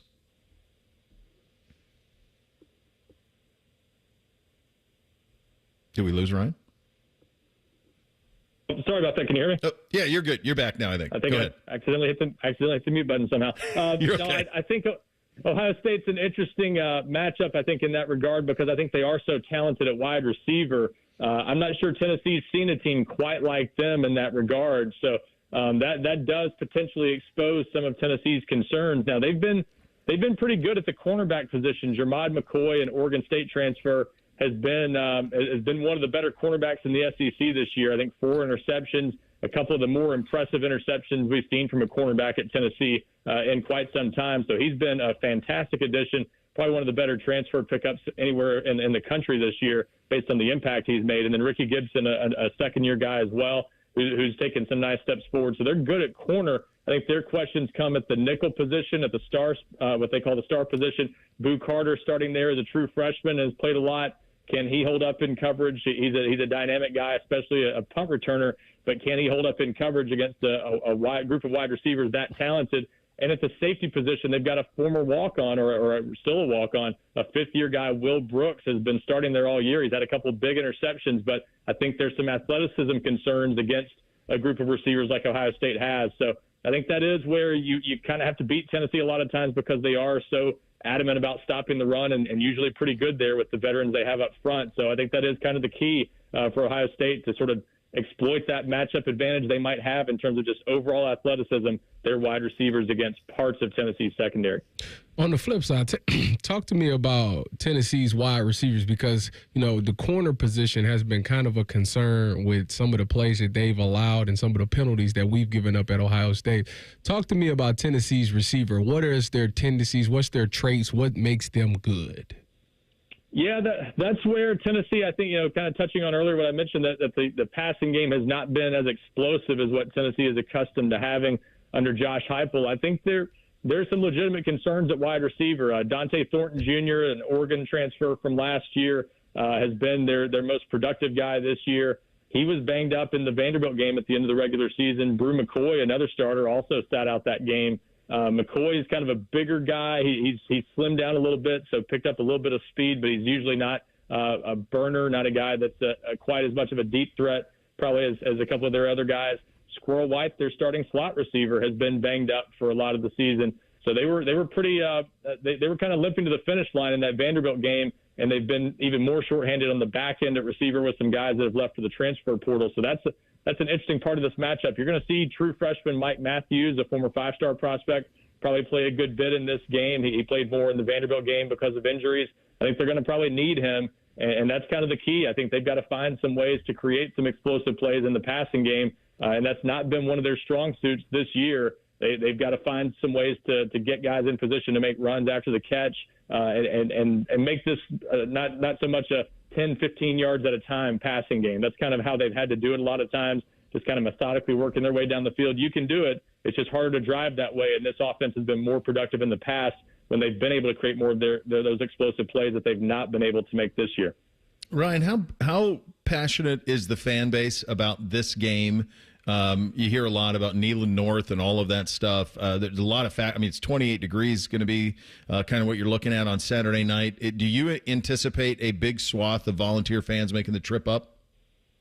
It certainly sounds like it's going to be that way. Now, what that number is going to be, we'll see. We've seen some of the numbers from, I believe it's SeatGeek and some of the secondary market sites where Tennessee fans have obviously bought a pretty good number of tickets, it sounds like, or at least people living in Tennessee. So we'll see if that holds true on Saturday night. It's going to be a cold game. Obviously, a little bit out of Tennessee fans' comfort zone probably, but it's been a long time coming for Tennessee fans who endured some pretty down years. This is their first ever trip to the college football playoff since it started. They haven't even played in an SEC championship game since 2007. So the wait to sort of get back to this level has been long. And I think the fact that it's at Ohio State, maybe a 5.5, 6 hour drive from Knoxville for the people that live in this area. And then also just a place that Tennessee fans, it's one of those stadiums in college football that you want to see a game at. And Tennessee's never played there. So I think there's a lot of reasons for fans to want to make this trip. So I would guess there's going to be a good number, but whether that's 10,000, 15,000, 20,000, whatever, we'll have to wait and see about that. I'm not sure how that's going to play out, but certainly Tennessee fans are, a lot of them, trying to get their hands on tickets, and there's at least some thought that there's going to be a good bit of orange up there. What's the temperature there this week? It's that's the funny thing. It's not too different probably, but so I was wondering. But the last couple of days, it's been a little bit warmer here. So 60, it's actually 66 right now. I was going to say it's a pretty nice day today. But just a couple of days ago, pretty chilly. That Josh Heupel's kind of emphasized that we're not in the deep South. He kind of reacted after the matchup was announced, saying, "Hey, Columbus isn't that far north of here. We practice in the morning, so we have a lot of cool practices." There are a lot of reasons that Tennessee thinks it won't be that big of a deal. But with that being said, I was at one of these games a few years ago. Tennessee played at Missouri, and kickoff temperature was 28. I think at that time that was the fourth coldest game in program history. So this is going to be one of the coldest games in Tennessee football history. And for a lot of these guys, like Nico Iamaleava at quarterback, he's a Southern California native. He just hasn't played in cold weather that much. Brew McCoy, wide receiver, another Southern California native. Those guys just aren't that accustomed to doing it. So I think on some level, that's got to be at least a little bit of a concern for Tennessee, no matter how much they downplay it. Ryan, really enjoyed the conversation. Thanks for giving us a little bit of your time today. Absolutely. Thanks a lot, guys. All right, that's Ryan Callahan, recruiting editor and football writer at GoVols 247. We'll get your officially endorsed and three things coming up next. Bishop and Friends, right here on The Fan. Whether you get pulled over or get into a crash, drinking and driving will change your whole world. Drive sober or get pulled over. Paid for by NHTSA. 1, 2, 3. The Daily Coach Ryan Day Show is brought to you locally by Credit Union of Ohio and by Hyde Park Prime Steakhouse on The Fan, Ohio's sports destination. This is the Daily Show with Coach Ryan Day, brought to you by Safe Flat Auto Glass. Caleb Downs named first-team All-Conference Defensive Back of the Year in the Big Ten. Certainly late in the season, we saw a lot of the things that I'm sure you've probably noticed all along what makes him a special player. Well, it's one thing to, have the talent, which we know he has, but it's another thing to actually produce and get on the field and do it, and he's done it. And I think, he's playing his best football right now, has played in the second half of the season. You can see his production. His preparation is excellent. He's become a leader here at Ohio State.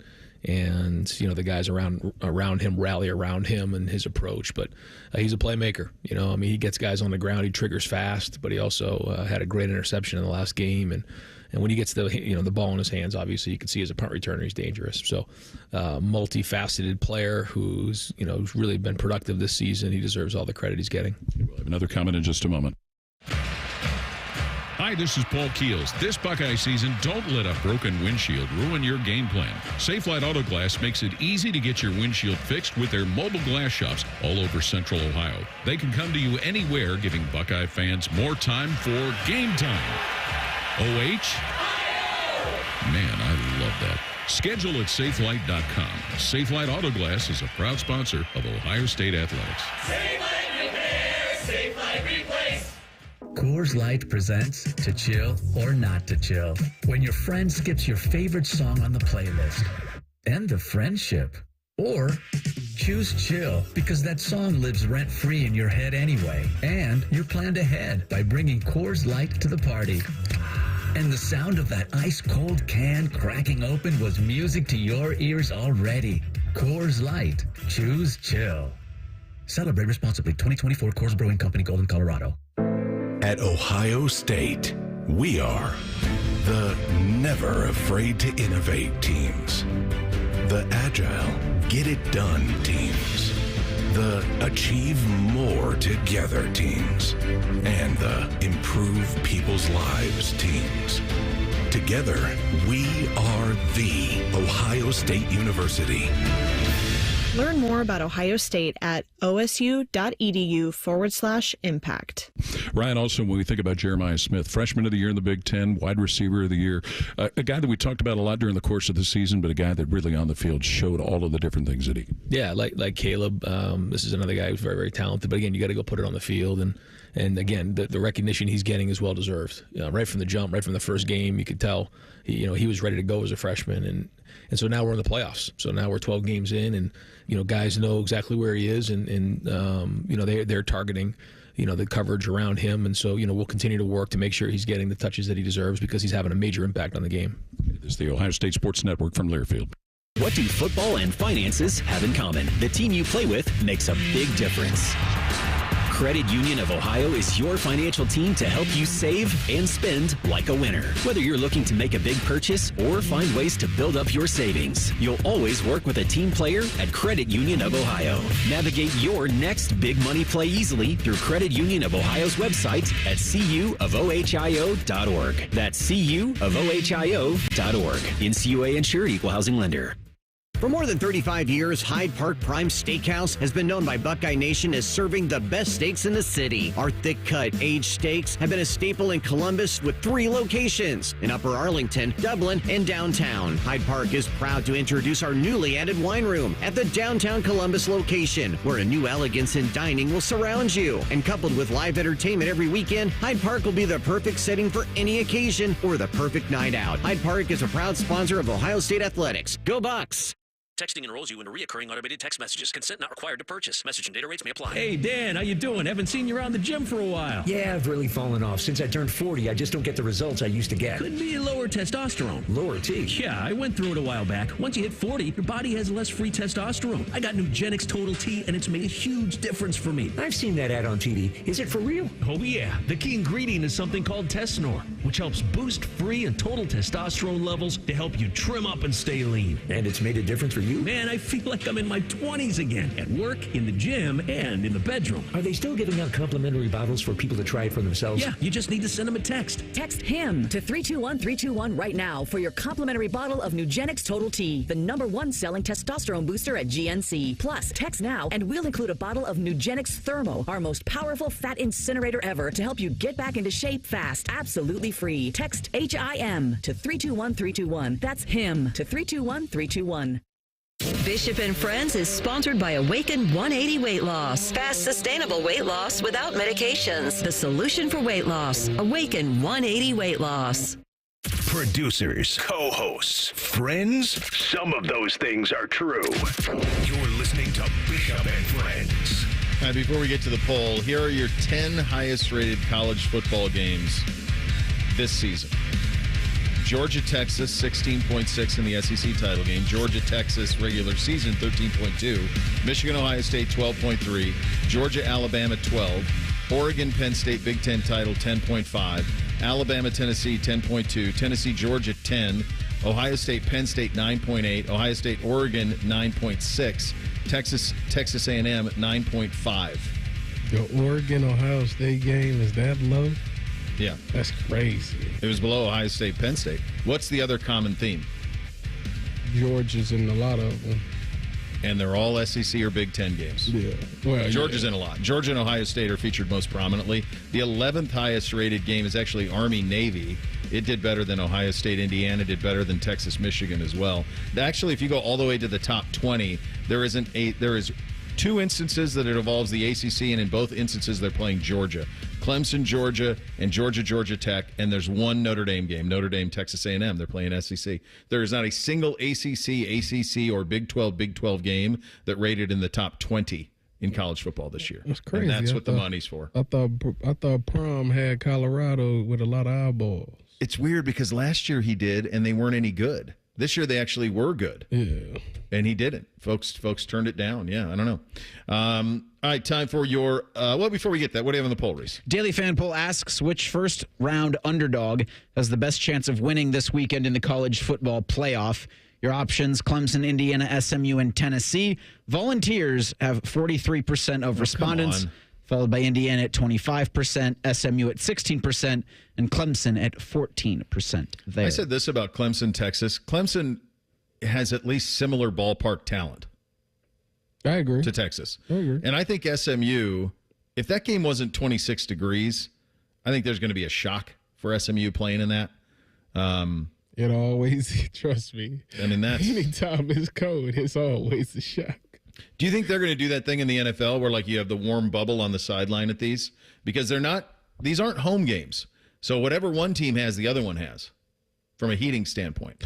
Yeah, I mean, they're going to have the heated benches. And the bubbles and all that. Yeah, blow torches on the sideline. It'll be.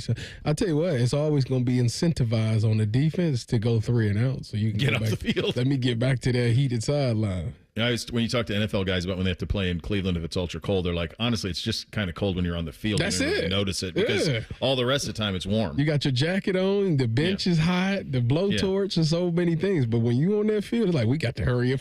Let's get off of this thing. All right, time for your officially endorsed on this First Friday. Bishop and Friends present First Friday. Officially endorsed. Because everyone deserves 2 Fridays. You drink for the wrong reasons. My generation, we drink because it's good. Because it feels better than unbuttoning your collar. Because we deserve it. We drink because it's what men do. All right. This is one that my dad would enjoy this time of year. It is the Hot Alpine. So it is hot chocolate. He would use it as dessert. It was hot chocolate and then about 1.5 ounces, or if you want to get nuts, up to 3 ounces of Doc McGillicuddy's Menthol Mint Schnapps. And then you would put one of the green and white candy canes, like that spearmint candy cane. He liked that, preferred that more than the peppermint, so he would dip that in there and then use that as his stir. That's what he did. So we're gonna pay homage to the old man who turns 76 on Friday, Saturday actually, and we're gonna pay homage with his Hot Alpine as you're officially endorsed on this fine day. All right, time for 3 things on a First Friday. 1, 2, 1, 2, 3 things.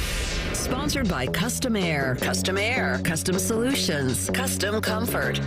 Number 1 for me, I saw this today. The NCAA football video game EA Sports put out is the best-selling sports video game in the history of North America. And guess what? It should be. It's awesome. It's awesome. It's great. No. It's so playable. The franchise mode is awesome. The creative player thing is awesome. Like, they waited a long time to bring that thing back, and they absolutely crushed it. That's crazy because I haven't played that game in such a very, very long time. Buddy. Maybe I'll go ahead and start that app up today. Oh, that's fun, I got some free time today. Number 1 for me, speaking of video games, actually, my number 1 thing has to do with video games. So if you don't know, my wife she's not a gamer. She plays games occasionally. Uh-huh. So the thing is, Mario Kart? Of course. Love Mario Kart. So PlayStation doesn't have Mario Kart, but they have this Nickelodeon slime kart racer game. It's pretty similar to Mario Kart. And yesterday, or 2 days ago, I said, you know what, Lauren, we ain't played in a long time. Let's go. Let's do it. Like, you and I, let's go. Let's see who wins. Bo, she beat me. I am sick to my stomach. I can't sleep. I can't sleep at night just knowing that she beat me in this game.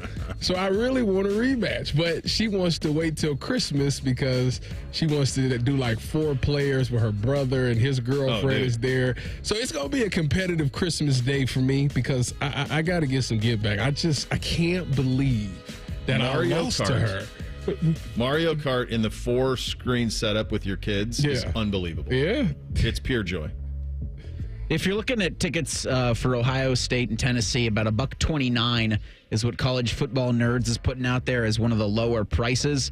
But it's not even it's like third of the 4 opening round games in terms of prices. Right now, tickets at SMU and Penn State are going for as low as $60. Clemson, Texas, $108. I saw Texas Clemson on ESPN for $62. Yeah, so they put the College Football Nerds put this out there yesterday. So if you're sitting there saying to yourself, come on, Buckeye fan, it feels like this is, with all 4 teams that are hosting right now, it's a lot. It's a lot to ask. Students aren't on campus. They're not on campus. It's holidays. Like, people have lives, man. Get your calendar right, college football. It's ridiculous. Speaking of get right, it's ridiculous. NBC, quarter of the way through his 7th grade hoops season. They do this thing in 7th grade where they keep like 13 kids on the roster. Mm-hmm. It's 6-minute quarters. Like, there's not enough time. And I know it's hard to cut kids. And you don't want to cut kids because you want kids to develop. But it just ends up with bad feelings because coaches can't play 13 people. You cannot do it. Not if you're trying to win. And in 7th grade, you're trying to win. So you're really only probably playing 7. And then you got 6 guys who are playing a minute and a half. It's brutal. I love keeping people in it, but at the same time, sometimes cuts are there for a reason. You know, speaking of cuts, only outside of my NFL career where I got cut 9 times, for who's counting, I only got cut in grade school once, 5th grade basketball. Really? Broke my heart. I bet it did. And I never got cut again from nothing else. And the team sucked anyway, so there you go. Number 2 for me, Christmas has come early because my boy Matty Ice has dropped off my Christmas gift, which if you was watching the show on the YouTube, you seen that I was wearing a red hoodie. Now, if you look on the YouTube, you see that I'm wearing this black pullover. So shout out to Matty Ice, a.k.a. Black Santa.